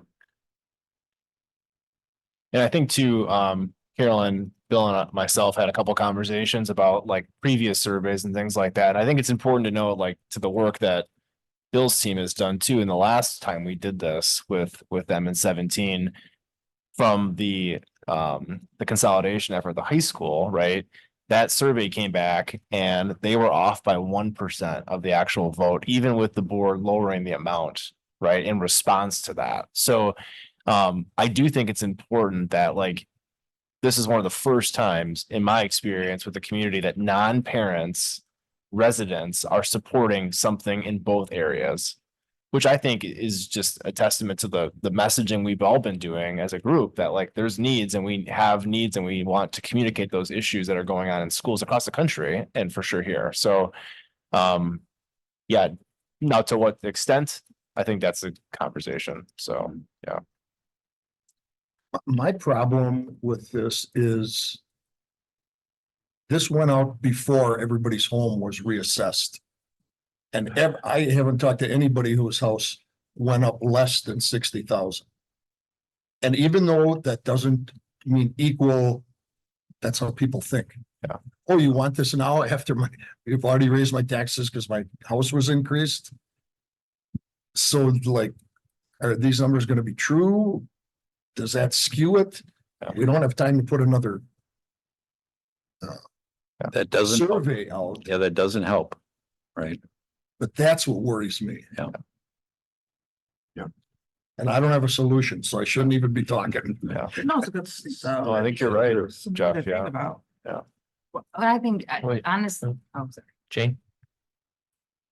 So Aaron, 60 million, yeah, one of the things about the capital referendum, we had said that we wanted to touch every school. Mhm. Do you think 60 million could do something for every single school in our district? Yeah, I think that would be the work of the team to come back to you guys in a month or so to come back with what that looks like for you guys before you approve a resolution to put something for sure on the ballot. What that looks like, it might not be massive projects, but like not everything that needs to get done in the schools are massive, Sometimes roofs are $500,000. Well, I certainly think that 60 million across, all of our schools could get something done that would be, I think, substantial, needed. I think most people would think it's reasonable. Kids need hot water and stable roofs. I mean, things like that. So, yeah, I think so. So.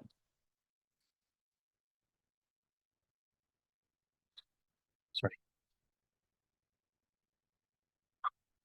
Oh, actually, no, I just wanted to respond to what Jeff had said. I think that part of our messaging, it's really is going to be us doing face-to-face talks with people and getting out in the community. I did have a teacher come up to me and said, hey, I, talked to my neighbor, she lives in the community, and she's like, and I was able to convince them, I think it's really going to be about, us really putting that effort in this fall and really getting out there and walking those neighborhoods and getting the messaging out. Because yes, I've actually had people reach out to me and say, what about, our property values going up and all that kind of stuff. So excuse me.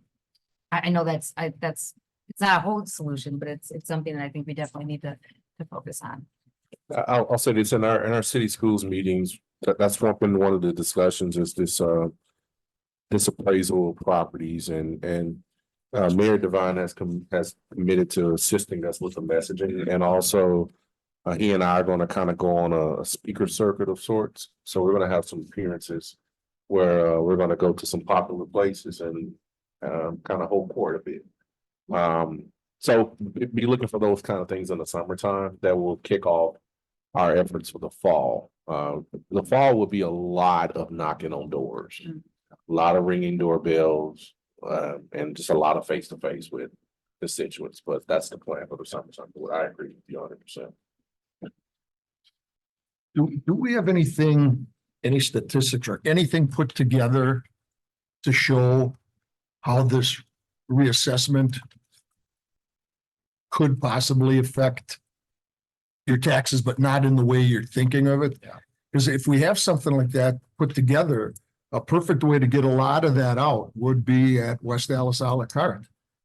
That street is shoulder to shoulder with people, the majority West Allis people. Doesn't hurt to get the word out.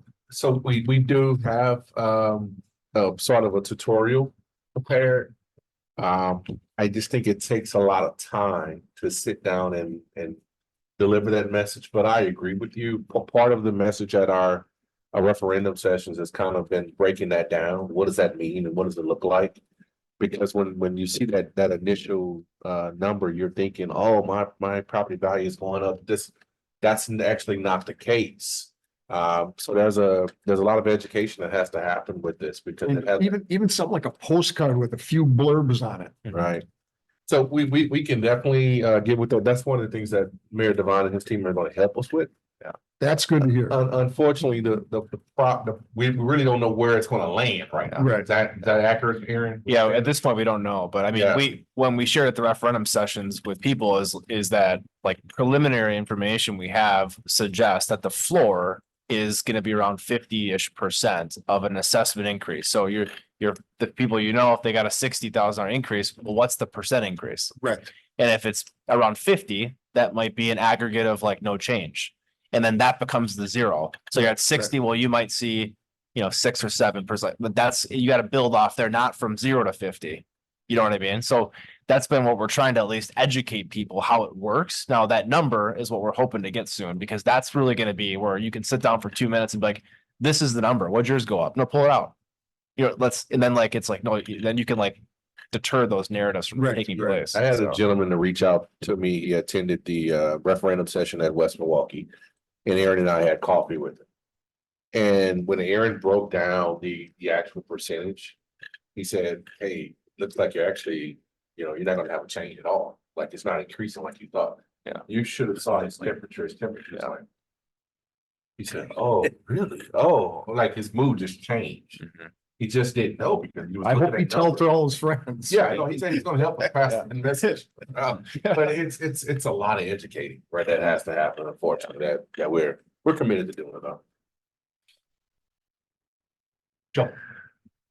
Yeah, I was gonna say we were having a conversation about it in the committee, just trying to understand really what this, I mean, if you take the 75 million, where it's $58 per year for the 100,000 property value, like I wonder if, like to Jeff's point and to Dr. Robinson's point about the education sessions, do we kind of translate that into what is that per year? Like I think about for a $200,000 home, well, that's one dinner at Camino. That's for a family of 4. But put it into terms that make it something a little more tangible. I wonder if that could be part of that education too. And just thinking about your idea with a la carte, like maybe at those events we have a little kiosk, have a tablet out there that says punch in your value. Here's what you get in the end, like what you were talking about. Just go through the calculation and invite people to come and just see what it looks like. And that would be fantastic to do. And as soon as we get that information from the city, we're happy to do that, because I think that's on the forefront of people's minds. To Mr. Sickich's comments, that's what people are thinking about right now. This is an afterthought for some people. And until that can get changed, it's you got to get someone past that. So And one more thing, I remember the other thing I wanted to say, well, we were talking about the retiree breakfast and how popular that was. I think about the people, I posted something on Facebook a couple of weeks ago about when the buildings were built and more than one individual jumped on and said, well, I was at Irving back in 1950, whatever. And I wonder if in the fall with those engagement sessions, can we invite people back? Can we have like an alumni night where all the people in town who went to Wilson, come check out Wilson for this evening, and let's look at the referendum. Let's have discussions about what this is worth. What are the needs? What are we actually replacing? Because there are still people out there saying that we're going to have shiny new schools. And that's just not the fact. It's just a fabrication. And that's the thing. Like we still have to fight that the people who are saying those things that just aren't true. To your point, I think the alumni angle is something I don't think we've thought about. We were thinking about like having tours, but the alumni angle is probably a better. I saw Carolyn writing a little note down there. I like that. We kind of have, I mean, there are some attachments to schools, and there's a sense of pride, and so we have to really show that, show them, hey, we're really investing in your school. So, and to Mrs. Carr's point, also about, we're committed to giving every single community something. We're committed to that. And that's important. That's important that West Milwaukee doesn't get left out, that Horace Mann doesn't get left out. That's important. And we want to make sure. So that 60 million, if that's the number, we will stretch it. We'll stretch it. So I know that the city West Dallas is very loath to come out with any sort of real opinion on the taxes because until they vote on their mill rate, they don't know what it's going to be exactly.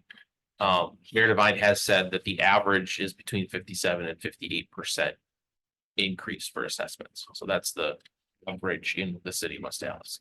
The only thing that is less of a concern just because of total population, but West Milwaukee and New Berlin still haven't completed their assessments.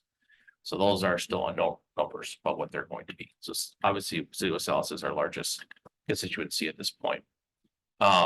So like we can say, well, it's between 57 and 50% on average was yours. More than that was yours. Less than that was yours. Around that, we could give generalities about that, with the assumption that their revenue limit doesn't change at the state level, which is not expected to change because the legislature makeup is not expected to change, but it could. It's a possibility.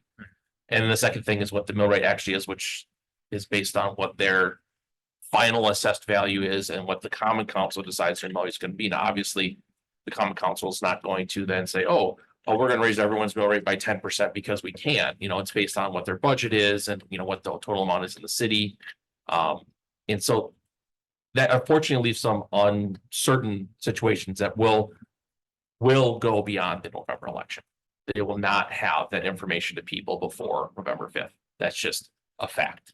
So we can provide general information about how our referendum isn't affected by their, assessment, like those are separate entities that are making that evaluation. And we can give some general information about, well, it's about this percent that your taxes in the city were increased by, but we can't say your taxes will or won't go up. We can say, more likely or less likely is kind of where we would fall at. And the city's not going to help us with anything more definite than that. Yeah. Because they are worried about saying something that turns out to be wrong. And then they're worried about people not trusting what they're having to say either on the other end of it. So that's the reality where we're at as far as at least with the city of West Dallas. And again, the same thing will be for the city of West Milwaukee. The same thing will be for the city of New Berlin until they pass their budgets, which won't happen until the end of October. They will not have any solid numbers for taxes. So I think that is the mentality we need to have. We're not going to have the direct answer to it, but our job is to try to provide as much accurate information as we can. And people have to weigh that when they make their decision. It's a quote unquote calculated risk, if you will, because I don't know for sure what my taxes are going to be from the city portion. And so by voting yes or no on this is going to affect whether or not my taxes go up more or not. And so I think our job is to sell, why is this important to us? Why is this something that we think it's very important for our district to do, and why it needs to be now? You know, everyone's like, why is it now? Well, it's because we can't wait anymore. We've done everything we've used every tool in our toolbox. We've pulled everything out that we can think of to try and reduce costs and be able to put more money towards staffing and we are putting a lot of money into our buildings. But there's going to come a point where it starts having a detrimental effect on our ability to actually educate students. And that is when we have to shut buildings down in the middle of January because we lose a boiler or because we don't have enough staff to staff a building. Because they went somewhere else because they could get paid more. So these are realities that we deal with now. Luckily, we haven't had to shut a building yet because we lost a boiler. But we definitely have staff that leave in the middle of the year that have to get covered by other staff in that building. Students are probably not getting as great of education as if they had an actual teacher versus someone who's kind of covering and really a babysitter at that point, really just trying to keep people alive because we're trying to get somebody in that seat to actually teach. So this is where I think the importance of this is, you know, cannot be undersaid and cannot be oversold. And I think that is where we have to focus our energies on. You know, I personally would vote no on 4 because I think it's raising taxes to no avail. And I don't see a point in that. For me, it's got to be more. It's got to move the needle tangibly. So we can say to our staff, look, like this is what we can do now moving forward and continue that as we move through the process of, you know, having a new compensation plan and things like that. That's me personally. I think 4 is a waste. I really think it's a waste. I said it when we talked about it here. So we added the 5.8. Personally, I wish we didn't even have a 4 on the as an option. Because I know 5.8 is an estimate. It's based on, you know, how much we can raise our percentage for staff to try to get them to that middle. And maybe we can do a little bit less, but I don't think 4.9 is going to do it. And I understand what your survey data says. But I think that I'd rather go for something that's going to be meaningful and not have it pass than go for something that might pass and not be meaningful. Because I would be ticked off if you raised my taxes and then you didn't do what you said you were going to do, which is reduce the turnover of our staff and reduce the amount of staff that we have that only have 1 to 5 years of experience. And if we can't do that, people are going to be mad because we paid more money for nothing. It didn't get the result that we're looking for. And so I think on that piece, I'm happy about the facilities piece. That's actually more than I thought they were going to support, to be very frank.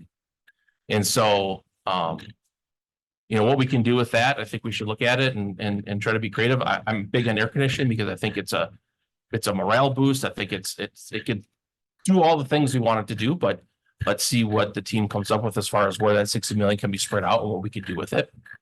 But I don't know what the rest of the board here feels about that compensation piece, but I really 4 million is a non-starter for me.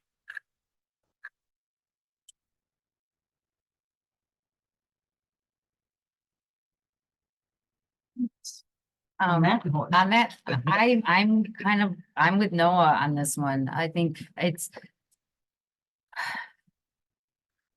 this isn't like the old days where, you know, we've a plethora of teachers. We don't have it. They're leaving us and not just leaving us, they're leaving the profession. And I just don't know how we remain competitive.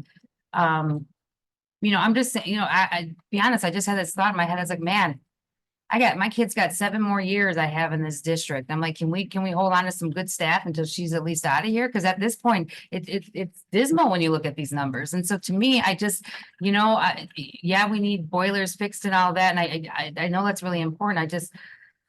I don't know. I kind of see where Noah's coming from. You know, I had a teacher the other day said, you know, I can leave this district, you know, and go somewhere else for 3,000 more tomorrow. I know that.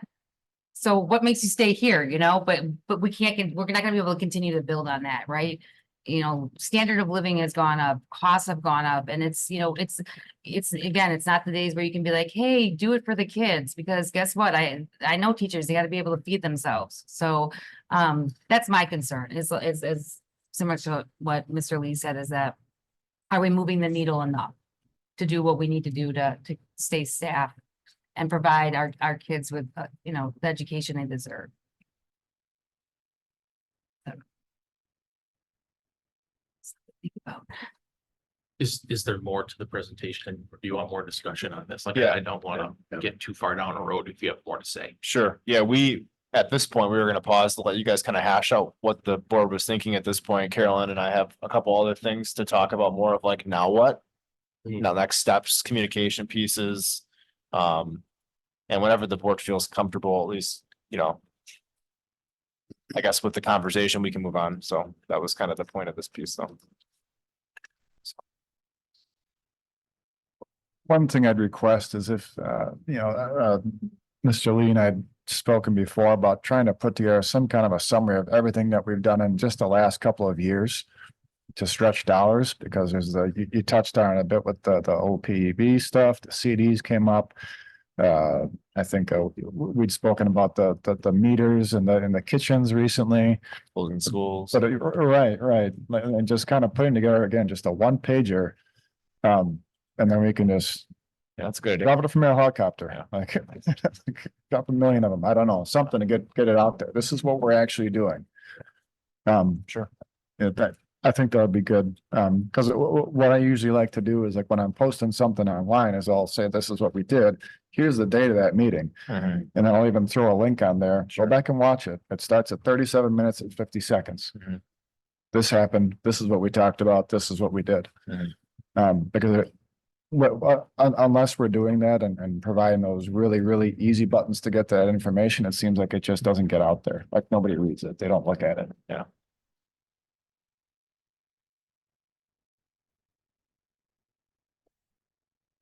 So where are we on this about I think, are we like the facilities piece, the 60 million? I think that's a good place for starting to try to figure out what we could do with that in the buildings. And then we can look at those options, you said like in a month or something like that to be able to see. We'll get to what we're planning. Maybe we can transition and talk through kind of the next step. We have about 8 slides to go through of like now what pieces, and then we can finish up with final thoughts or questions if you have them. So we wanted to just kind of go through and put together kind of an analysis by each option. So there's actually like essentially 9 options right here. So this slide shows you, well, what if the board was comfortable with 4 million in operating, hypothetically? Okay. So if you said 4 million and 50 million, $4 million operating, $50 million in facilities, you can see that would produce a 58 cents increase in the mill rate. That's essentially $58 per year for a $100,000 home. That's the $5 a month that you've been hearing, right? That's it. Okay. So you can see that scales up. You divide that by 12 and you get to, there's 10, there's, et cetera. So 4 million and 60, you can see the math, 70 cents and then 88 cents. If you go to the next slide, Carolyn, the 4.9, that's essentially in the middle between 4 and 5.8. Kind of to Mr. Foster's point earlier of 4, there seems to be support, 5.8, maybe not in the middle, where if you landed there. That's what this looks like. If you went 4.9 and 50 million, 71 cents, it just scales up from there.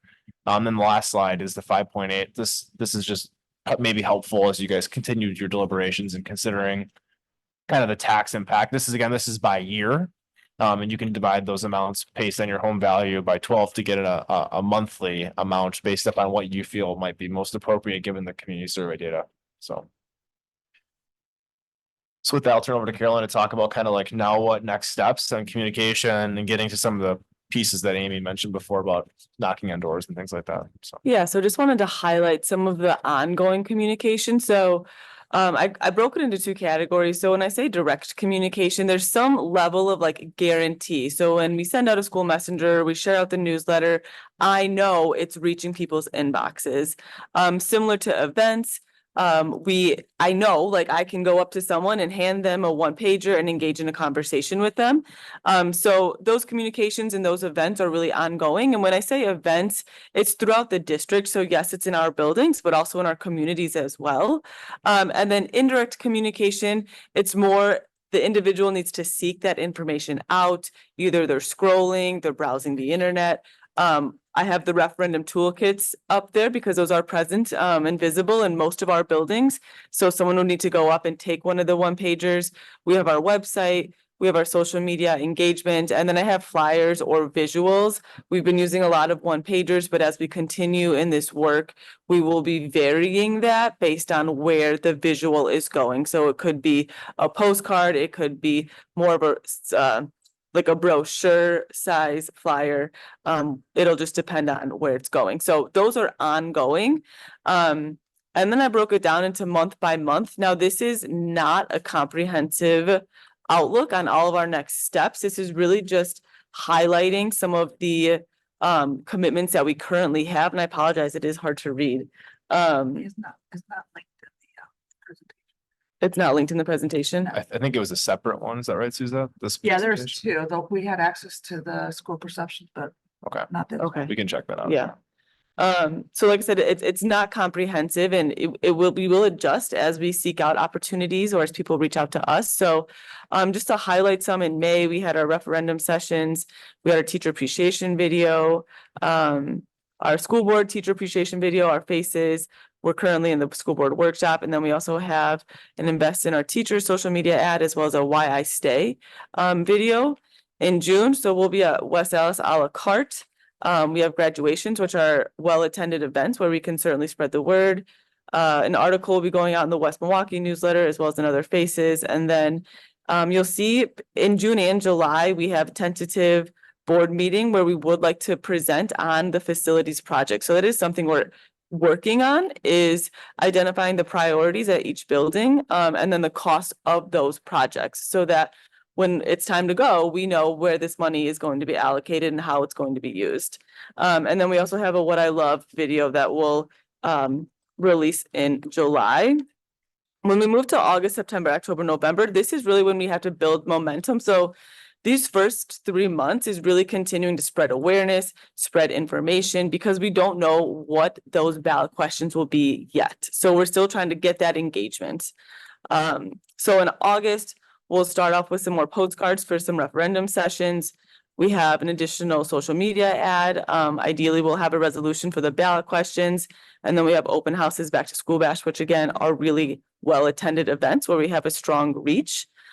September, we'll host the referendum engagement sessions. And then this was brought up earlier, but start with our door-to-door canvassing training. So it's really important to us that we have a high energy event where we're really equipping everyone with the knowledge and the skill set that they need to go out and actually knock on doors. Because like Bill said, we need to reach the purple people. Because we can send emails and we can post on social media and we get our parents and we get our students and we get our staff, but we need the purple people. And the way we're going to get to them is through a canvassing event. So that training will be high energy. We really want people to feel confident as they go out and canvass. And then that would be followed obviously by the actual canvassing events. So we're in the draft stages of that, but more to come on that. Those will occur in October and November. We're hoping to do one on, I believe it's November 2nd. The Saturday before voting day. And then when we scooch over to October, November, doing a 10-day countdown on social media, and then having our final door-to-door canvassing event. So like I said, this is not comprehensive. These are pieces that we are fully committed to, but I realize that there's plenty more out there, and we're continuing to explore, build relationships, and get all of those set up. So we'll open it up to questions. So I know we have to approve a question by that date. Is there anything preventing us from approving a question earlier? Because I see value in knowing how much and what or as early as possible, because it makes it easier to have that conversation with people when you're talking about the referendum. Right now, we have generals, we want to have an operation referendum to help pay our staff more. We need a facility referendum to do something in all of our school buildings. So the sooner that we can fill in those things with numbers and things, I think it makes it easier for people to make a final decision about things, or to have more precise questions about what we're asking about. So is there anything preventing us from doing it earlier? you certainly can approve one as early as you want. I don't think there's any rules against. Yeah, you can kind of think of it as two steps. One is the plan. You can declare your plan with all your numbers and all your facts and figures and dates. And then the legal thing is to approve the resolution, which is the language that will go on the ballot. And that has to be done by August 27th, but that's just a reflection of what you've decided. So you can decide whenever you want and start communicating it as soon as you want. At some point in that process, you just have to have the board approve the resolution language. So that's that's the legal requirement, but the plan you can charge forward with. So we're working on the facility pieces. We think June is likely the most ideal time to come back with like a comprehensive plan with amounts. I mean, the amount of work that goes into that is very time consuming with getting contractors in multiple times to get quotes on things. And then there's the meet with you guys and get, what do you think? And then it might be, well, we don't like that part. And then you got to go back. And then what was the project? Then they got to come back. So it's like, there's weeks of work there. So if we meet in June, I'm guessing likely you wouldn't be able to approve the plan until August, just being honest with you. Like unless the board in June likes the facility plan as is, that would be the only caveat to that. Okay, Do you see what I mean? I understand. I don't know if between the first meeting and the second meeting, I don't know if a month is required, but what I'm saying, because especially since I presume from the first meeting, the second meeting, you've now whittled down what was being looked at. It just depends on the amount of feedback. Like if you guys go, every school needs this and none of that was in there, then yeah, that might be a month. But if it's like these 3 projects we'd like, that might be like a week and we'd come back. And you're right, that's a good point. Would it be better off for us to provide some of that feedback now? So you're not going after things that we're like, no, we don't want that. We want these things. So would that be more useful? Sure. I mean, if you guys have those things now, I mean, we could talk about that, but. Maybe another option would be just to schedule a work session that's focused on that and do it together. We're missing like a third of the board. Sure. Yeah. Because I think it just, I don't know what your process is going to be for determining what projects you're going to go and have. Yeah. Construction people come in and give us bids on. Sure. At each school. I'm not sure what you're planning to do for that, but yeah. I mean, I know some, but I presume it's based off the survey results, but that's like, heating it. For me, personally, I think something that we can pick that people can actually notice when it gets fixed would be the best way to go about it. Sure, for sure. No one's gonna notice the roof unless it's a leaking roof that be fixed. But if the roof didn't leak before, and we're just kind of doing the roofs because we know they need to be done as part of it, no one's gonna think, well, where's that $50 million? Where'd it go? Yeah. We're not gonna give people roof tours, right? So I'm trying to think of something that like, yes, I can tell that something's different here. Yeah. Yeah. And I think what we've attempted to do is to layer all those things into one, because the reality is our roofs and our boilers and things people don't see need to be done. And so part of the work we've been doing is taking the facility master plan, which was in depth and done, and pulling out pieces that are essential that be done. And, in some of the schools, like air conditioning is interwoven in some of them, in some schools it's not. Because the reality is in some schools, the need is higher than others. And so trying to apply kind of a generic thought with, we use, was it 50 million or 60 when we did the initial 50. So we applied kind of a number equitably across the elementaries. Everyone gets 3 million. And what does that look like? And then we'll have to adjust based upon what those projects look like. Are they absolutely essential? Are they a need? We're trying to put some thought to it prior to meeting with you guys around that. So.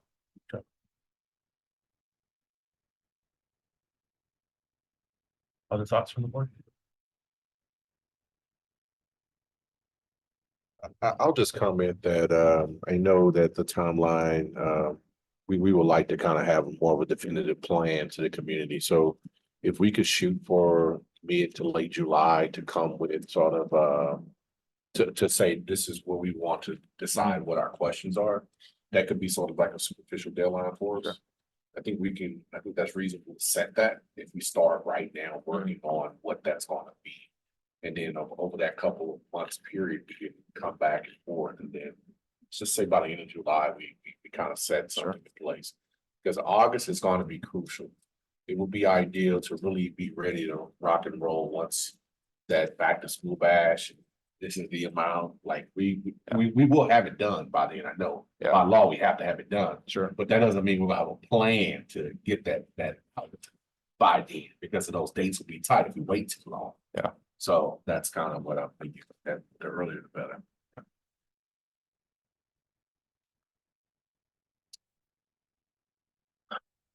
So do you need anything else from us? I don't think so. Any other questions from the board? Thank you for being here, for going through this with us, and explaining the results and everything. It's very valuable information, so thank you for that. And then, thank you, Aaron, to your team for, going through all the different things, including all the assessment stuff that we have to, answer and field questions on, and preparing for all the meetings and everything else. So I know it's a lot of work and effort. So thank you for that. And then Carolyn, for your team for the communication piece, which is very crucial to all this. And I know that, it's going to be a lot of work in the next few months, and I'm going to thank you ahead of time for that work. It's really crucial for our district though. So thank you very much. Thanks, guys. Thank you. Thank you. So that is the end of our business meeting. So let's take a quick 5-minute recess and get set for our closed session. Oh, wait, before I do that. Yeah. I always do that. We haven't had a closed session for a bit.